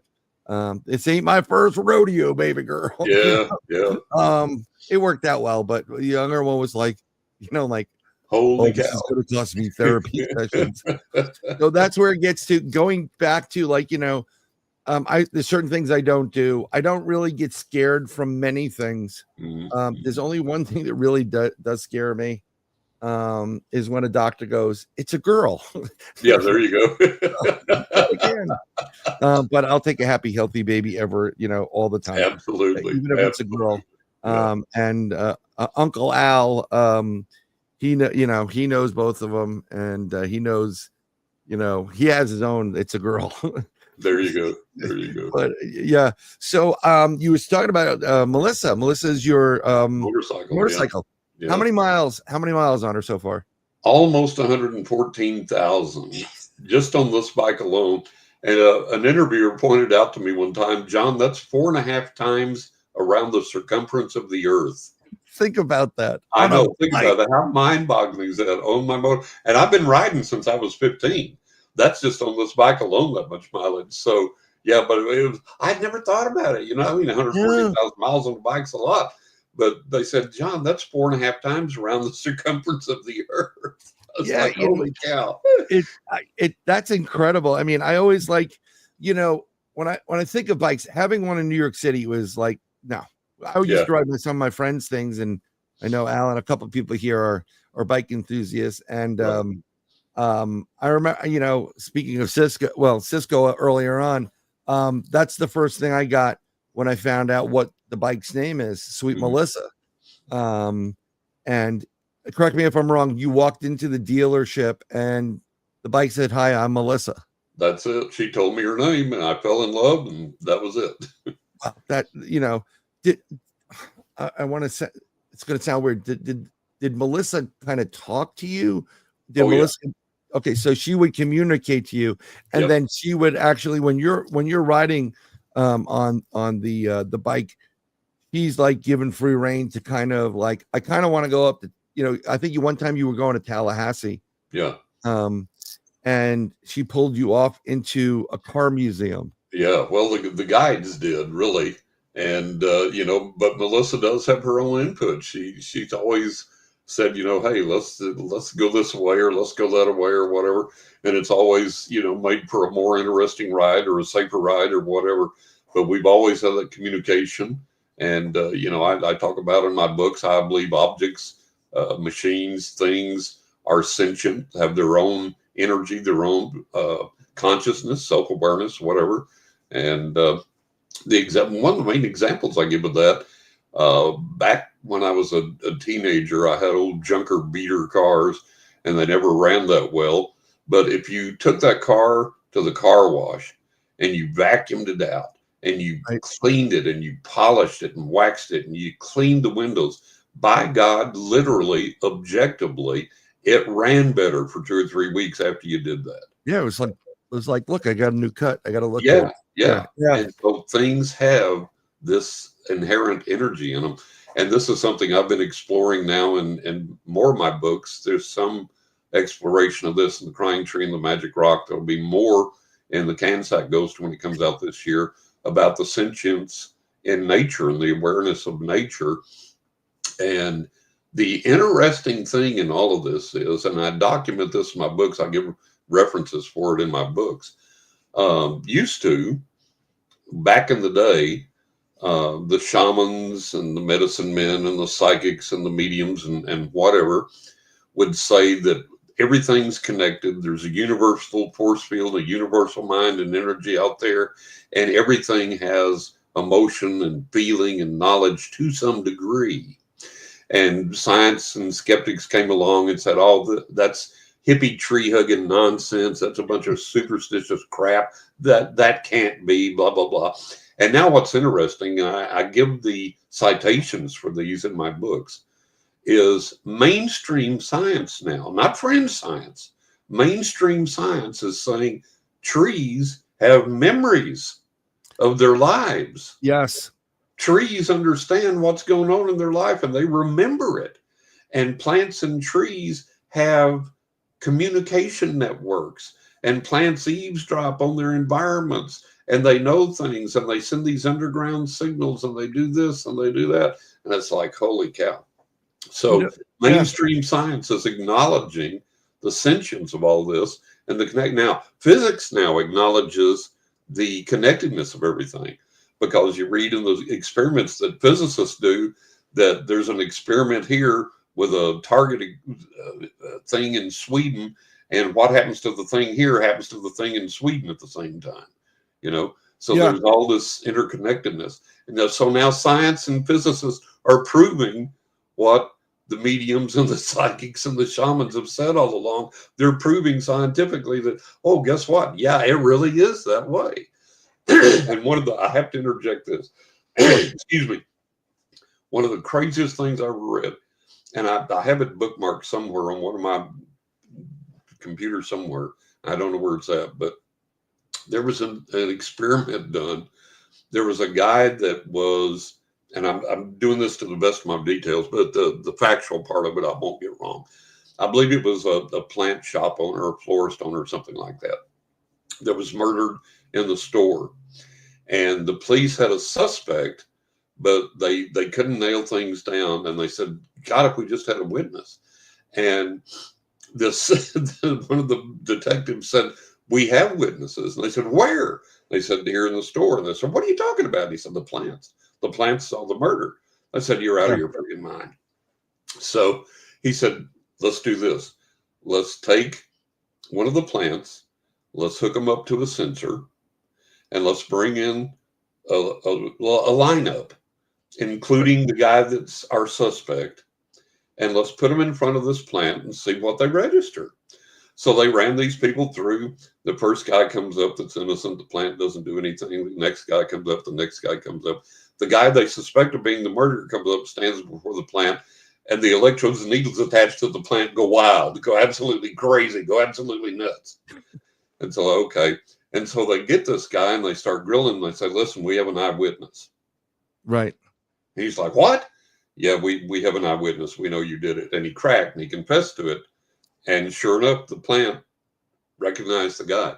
So, right. You know, things have intelligence more than we realize. And there's this interconnectedness in the universe more than we realize. And we need to be more respectful, more understanding of nature, animals, everything. 100%. That was one of the questions I said in recent articles in science publications. Plants and vegetation have been determined to be sentient beings. Yeah. This is kind of mind-blowing for many people, especially a curveball for most vegetarians. Yeah. Because I told my aunt and this, and I she's examined like, the food chain and the crying tree and the magic rock, because it gets into this whole thing of we have to eat something to survive. Right. And whatever we're eating is sentient, whether it's animal or vegetable. And so it leads to this whole conundrum of how do we approach this, and how can we make this better, and how can we be more compassionate with this? And it's just it's a mind-blowing thing to come to this realization, to have this understanding. And it's a theme that I'm going to explore further in books, as more books that I write. And it's really interesting. They now sell these little devices on most social media, or on Amazon as well, where you can hook up pincers, which were back in the day. The mushrooms. Yes. Yeah, and the mushrooms make music. They make music, or you can hook up this other device to trees to hear what the tree frequency is. Yeah. And it's proven that if you use if you take copper and you put it deep in the ground and then put it near the tree, your tree will grow bigger and stronger. If you play certain music to it, vibrating at the same frequency.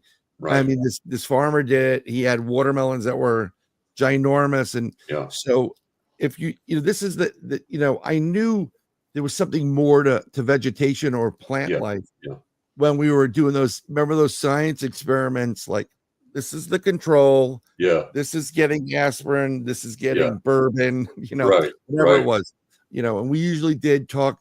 You can do this with ice right now. Yeah. You can take 2 trays of ice, take the first tray and talk like, oh, I thank you very much. I love you. I hope you have a beautiful day. Okay. Put the water in there, put the ice in your refrigerator, your freezer, then take another piece of ice and talk negative to it. I hate you. What is your problem? Get angry. Yeah. Put it in there. And then if you look underneath a microscope, and they do sell one on Amazon, I use it to look at pennies, by the way. You will see that the crystals on the one you talk nice to are perfectly formed, symmetrical, Beautiful. really Yeah. neat, and the other ones are like Distorted, deformed, and yeah. So it was just, I've always thought there was something more to it.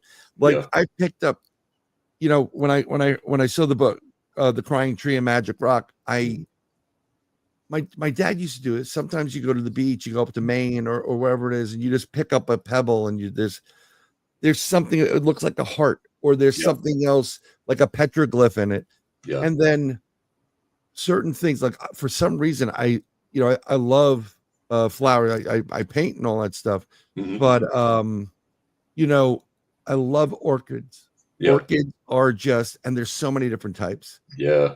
They're gorgeous, gorgeous flowers. Yeah. Right. The complexity of it. Yes. Is just so. I mean, when you're eating your P's and Q's, when your carrots, right? Yeah. Just remember that they know you're eating them. Oh yeah. Yeah. I mean, I'm not a vegetarian. I never will be. I do appreciate the animals that have come, and in investigations, actually, when I did the ones down here, because I'm allowed to carry, before I go in there, I try to connect with using an active intelligent encounter where you put your consciousness out there saying, we do have firearms. They're not for you.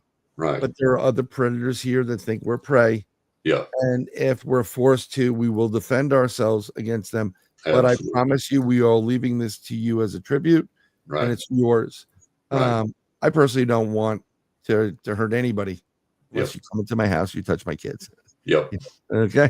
Then it's there all. You go. It's there all. You go. If you think Mama Bear's bad. Yeah. There you go. There you go. Yeah. So, but I just love the fact, and I love what you're kind of doing with this. I can't wait for, you expanding on that, the crying tree, because I've heard trees and they make sounds. Oh yeah. And they're, I've heard things. It sounds like weeping. Yeah. And when you start, after you read, 20 ways to increase your psychic abilities, and you start using them, and you start picking up on these nuances, it will sound, the world, it's kind of like going from regular into Wonka land. Yeah. Remember they open the door, and it's just like, I'm not saying there's going to be chocolate streams any place in Florida, by the way. You hear differently, you smell differently, you think differently, you perceive differently. It's a whole new world opens up for you. And what people don't understand is it's a lifelong journey. I've continued to read and study. I've continued to learn. I've continued to have experiences. And the crying tree and the magic rock, I've had rocks that have communicated with me for most of my life, but not to this degree as what I've written about in the new book. And it's a continuing process of continuing to learn, continuing to open up, continuing to appreciate the sacredness of all this and the wonder of all this and how fantastic it all is. And the main focus of everything is, how can we make life better on this planet for everything and everybody? And that has to be our main focus in learning all of these tools and techniques: love, compassion, healing, understanding, and tolerance. That's the goal of every spiritual thing that we learn, experience, and do. It has to be that. That's the overarching message of everything, is that we learn all of this, we experience all of this to learn tools and techniques to make life better on this planet for each other. 100%. I couldn't agree more. When people revolve their life about money, money's great. Okay. Money gives you, when you have money or wealth or something like that, it gives you a free ability to not have to worry, which takes away years on your life. Oh yeah. Yeah. You buy your own time. You're free. Right. Yeah. It helps you out medically and what have you. But riding along with what John just said, there are two things you can take with you from this life into the afterlife. One is anger. Mm-hmm. It serves no purpose. Right. I'll be brutally honest. It serves no purpose. Right. Because you're not going to judge anybody. The Almighty will. Okay. You think you can, but it's just, but one of the most important ones you could take with you in this lifetime, in heaven, in the afterlife, in the rebirth, and whatever, is love. Yeah, And absolutely. it is so important. Yeah, sometimes people piss you off, but the love you extend to people by just being courteous and nice, Yeah. you'll And- be surprised. Everybody has a bad day, Yep. especially these last couple of years. Yeah. Raise your hand if it sucked, you know. Yep. And love does give you abundance. Yeah. There's an abundance. You can give it out. There's different types of love too. You know, there's parent, child, father, son, whatever it is. Right. But I practice this, and if you can, try to practice this. It's Yeah, really simple. absolutely. Because Yeah. we have to get rid of ego. We have to get rid of tribalism. We have to get rid of, it amazes me how, you can be in the same state Right. and absolutely vehemently opposed to your fellow Texan because they don't root for the same football team that you do, and it becomes an honest to God bone of contention where people will get up and fist fight over a stupid game. Oh, Texas and football go. Yeah. Yeah. Stuff. It's just insane. It's just nuts. And then people, those GD Yankees, those MF Southerners and blah, blah, blah. Right. It's like, folks, we're all here in the U.S. We're all Americans. We should all be working together to try and make things better and to reach the spiritual understanding connection where we're using these tools and techniques to make life better for all of us. And then we've got tribalism, not only within our immediate communities and larger, we've got tribalism worldwide because people in France don't like Americans. Not all of them, but a majority of them. And people in this country don't like people in this country, blah, blah, blah, blah, blah. So, what we have to understand is that, I look at all these, I've traveled some and gone a short ways overseas and done some things, been in a lot of different states here, been to Canada, been to Mexico. And I watch all these shows on TV, all these documentaries about different places. And I think, look at in each country and their particular culture, look at the foods, the wonderful foods, Mexican food, French food, Italian food, Chinese food that we get to eat that was brought to us by those cultures or influenced by those cultures, even if we Americanized it. Look at the crafts, look at the art, look at the textiles, look at the books, look at the writing that all of these different countries and cultures do. And it's like, my God, people, can't you see that we're all the same, that we're making the same things, we're doing the same things. The art may be a little different, the food may be a little different, but God, isn't it all wonderful? Isn't it all sacred? Isn't it all great? And instead of bombing and killing and shooting each other, for God's sake, can't we see that and get together and try and make something really good on this planet for everybody? Yeah. I've been doing this for the last 5 years. If I meet somebody and they have a name tag, like, hey, Chris, thank you very much. Have a blessed day. I always say, have a blessed day. Right. And let me tell you something, people, I've gotten what about being blessed? They get, they're angry for whatever their reason. Yeah. I don't let it harsh my mellow. Right. As they said, something that my youngest has done. I didn't teach her this. She's not doing it to take advantage of anybody. Mm-hmm. She's just naturally started doing this from day one. Mm-hmm. I'll go, oh, John, I really love your glasses. Yeah. Yeah. And I've seen her do this, and it's like she's an earth angel. Yeah. And people that are having a bad day, like, oh, I love your earrings. Yeah. Oh, thank you. And it's a blessing. It lifts them up. It changes their day. It changes their outlook, changes their emotions. And that positive snowball, it's bigger and bigger and bigger. Exactly. And that she's going to go home like, oh, this is cute, like little girl. And she loved my earrings. And aren't they great? And she's going to, and now the bad day she was once having, the hardship, whatever, changed. Yep. and I tried to explain this on a different show that I do. I do a show every other Thursday live. It's a ripple in the pond. Right. So like if you hit the lottery, Yeah. you hit for $100 million. Mhm. Please, Lord. Yes, please God. I'll be good. Right. So if you hit for $100 million and you know you have that ticket, everything would be like, because you know you have that ticket, everything's going to be great. Ooh, Yeah. about this, and that feeling that it gives you Yep. of having that win is awesome. It right? is. It is. And so here's what you do. Have that feeling prior to having that ticket. That's right. And if That's you put right. yourself in there, I'm hitting the lottery and it's going to be great. I'm going to do this. I'm going to do that. That positive thought does beget the result you want. So Yeah. if the result of winning the lottery is free, greatness, you're like, ooh, it's wonderful. Mhm. Then think, ooh, it's wonderful, so that you call into play that victory. Yeah. And by God, please, if you do come into something like that, I'm just begging you, help people. Help Not people. for the pat on Help the back. Yeah. I do a ton of things anonymously. Yep. Not a lot of money. Yep. Here and there. It's not always money. Someone's house Yep. burnt down. Absolutely. I don't even have that much. Absolutely. I'll give you like, a certain amount, like something. Right. I'll be like, if you need something, let me know. Yep. So that's the positiveness. But we do.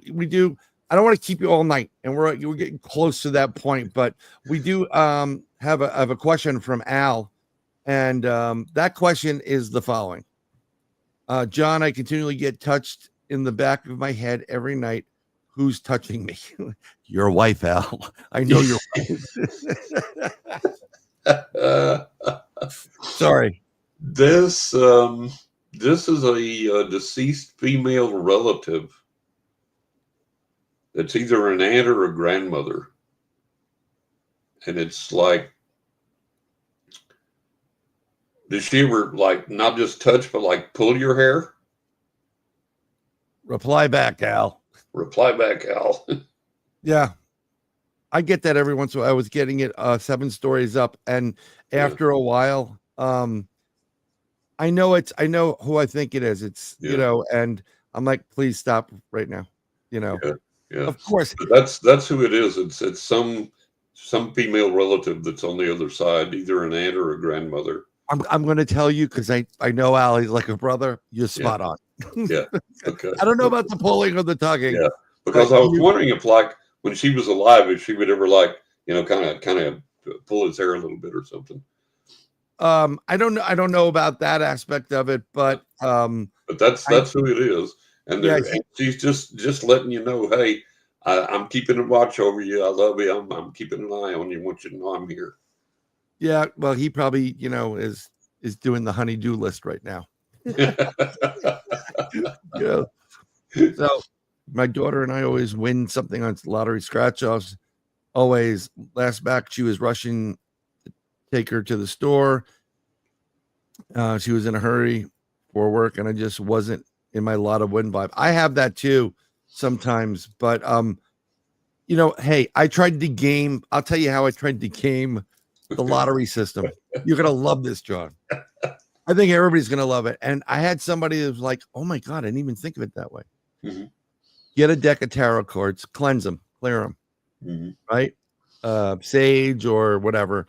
Sleep with selenite. Put it in the And here's Al. Al, did you hear his answer? Were you going to the potty or something? No, you're gonna kill me later, right? So here's what we do. Take the cards, shuffle them, keep shuffling them, don't look at them. And then pull out, Mm-hmm. all the, like 5 cards, turn them, boom, boom, boom. Yep. And then the 6 Powerball mega number. Right. Because each one of these tarot cards has a number associated with it. Right. And they usually it's like, what is it, 72, 74, something like that, or it's no 70. 72 in the deck, yeah. Yeah. So it's going to cover the Powerball. Yeah. And you can do it for pick 3, pick 4 as well, by the way. I did that. And one of my buddies goes, "Oh my God, that's genius." I didn't even think of it. I'm like, you've got a better chance of getting hit by lightning 9 times than winning the Powerball. Try it. If you guys win, send some money to John. Yeah, there you go. To both of us. To both of us. We're both in Florida, so we'll meet you someplace. There you go. We'll meet you 78 cards. 78 cards. Yeah, but anyways, please, when the other books come out, I definitely want you to come back if you can to promote them and chat. There's I'm trying to explain this to people. I was explaining to another friend, one of my friends. He's a brother, but I never met him. But there's a connection there. Yeah, and it's like, and when you have this connection, when we get together with people like Oklahoma Nana and people that have been in our chat tonight, and Al and Straw Dog and so on and so forth. Good synergy there. Yeah, right. I'm thoroughly convinced that before we came down here, we were all like connected somehow up there, and we kind of said, like, over a couple of beers or scotch, whatever your preference is. Right. Holy sacrament wine. Bourbon. John, when you get down there, we're going to hook up. It's not going to be initially. Yeah. But we'll pass each other a couple times. You'll be like, but then and that's what I feel. And I've always felt it, from when I met you on and was able to talk with you and chat with you on the Three Beards and the keys to the kingdom here for anything, my friend. And I definitely love having you here.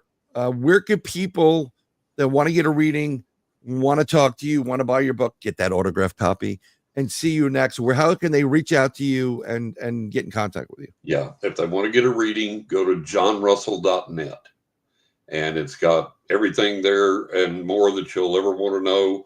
It's got my qualifications, my client testimonials, media testimonials, appearances, a link to my interviews. Of course, how to schedule a reading. Just so people know, it's anywhere from 3 to 6 months before I can fit you in. So just so you know, it's going to be a while. So that's for the readings and all the information on the psychic work. I have a dedicated author website, which is johnrussellauthor.com. johnrussellauthor.com. So there are all the books, links to buy the books wherever you want to, Amazon, Barnes & Noble, whatever. I've got all my awards there, my interviews about my books, endorsements. I've been endorsed by Uri Geller, by George Noory, by Kat Hobson, Fate Magazine Radio, by Phyllis Galdi, publisher of Fate Magazine, Mike Rexegger. Tons of people have got all those endorsements there. And then each book also has its own webpage with all of the full editorial reviews, reader reviews, awards, so on and so forth. So all of that's there at johnrussellauthor.com as well. Yep, and the new book's coming out. After the Crying Tree and Magic Rock is out right now. You can get it. It's out right now. Came out in October last year. And the Kansas Ghost, the newest book, will be coming out sometime in the summer this year. Yeah, so and we'll definitely love to have you back on in the summer and absolutely, summer fun, absolutely. and I'm sure I'll be seeing you around in some place at our crossings. I'm going to be out in the West Coast and of this. Every time I say it's out in the West Coast, I'm like, oh, you're going to California? I'm like, I never stepped foot in California before. West Coast means west side of the peninsula. Florida, yeah. I'm not going to California. Thank you very much. Goodbye. Good night, everybody. But I can't thank you enough for being on. Oh, I appreciate it. Yeah, I had like all these like 17 questions, but we kind of covered them, right? Kind of covered it for everybody. And I thank everybody for showing up in chat. Yes, and being there for the show. I miss Tom too. Tom was one of the guys that used to have his own show, and unfortunately, early in the year in September, motorcycle accident. But he was a good guy. But he got really connected to Jesus and changed his life. And when it's your time, it's your time. Yeah. We don't have a say, and we can't play chess against the death. Right. In that. And if just talk to somebody who had a near-death experience, and they'll be like, "This place sucks." You know, it was great up there. This place, you know, yeah. So, and I get it, you know. But I thank you again for being on. I'm just gonna close out the show. Can you go? I'm gonna take you out. I'll talk to you right after. I'm just gonna play my music to close out. Absolutely. So I'll be right there. My friend. And thanks to everybody that tuned in, and God bless everybody. Thank you, John. I'll talk with you in a minute. Hey, everybody. I want to thank everybody for coming in on the show. I really do appreciate it. I hope it was heartwarming, very heartwarming, Nana. And I can't thank you, Nana. I need you here. I know you got a life, so I'm not going to kill you, but like I do this all the time. If it wasn't for everybody that watches the show, subscribes to it, like it, you know, please, I mean, share it, comment, the whole thing. I really need you. I'd love to get more and more people here so I get a bigger audience so I can do more things. I'm planning on doing giveaways and whatever, and maybe even live calls to get your questions answered. But none of this would happen without any one of you. So you have a great night. Next week we have the cryptid huntress, Jessica Jones on. I can't wait to talk about remote viewing and cryptids and all that other stuff. But I want to thank everybody here, and thank you. Good night, everybody.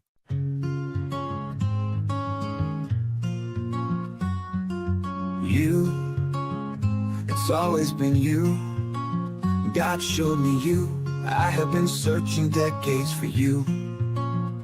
I found you, I lost you. My heart is broken without you. My soul aches for you.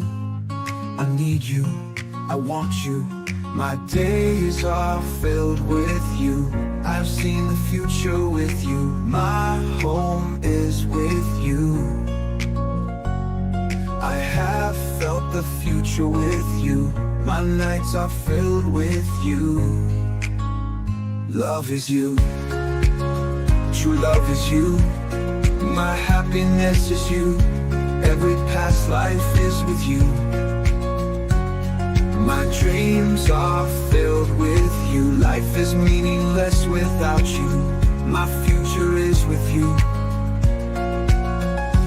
I will fight for you. I will defend you.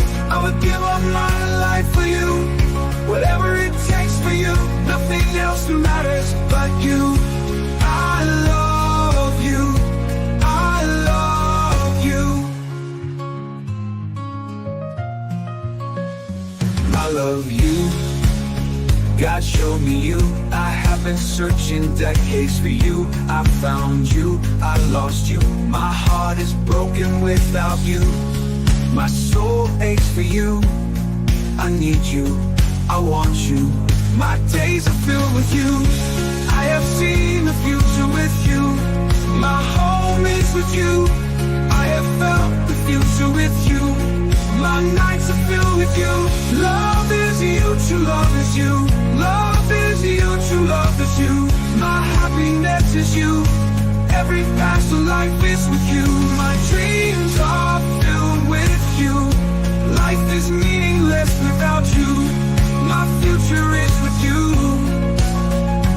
I will fight for you. I will defend you. I will give up my life for you. Whatever it takes for you. Nothing else matters but you. I love you. I love you. Life is meaningless without you. My future is with you.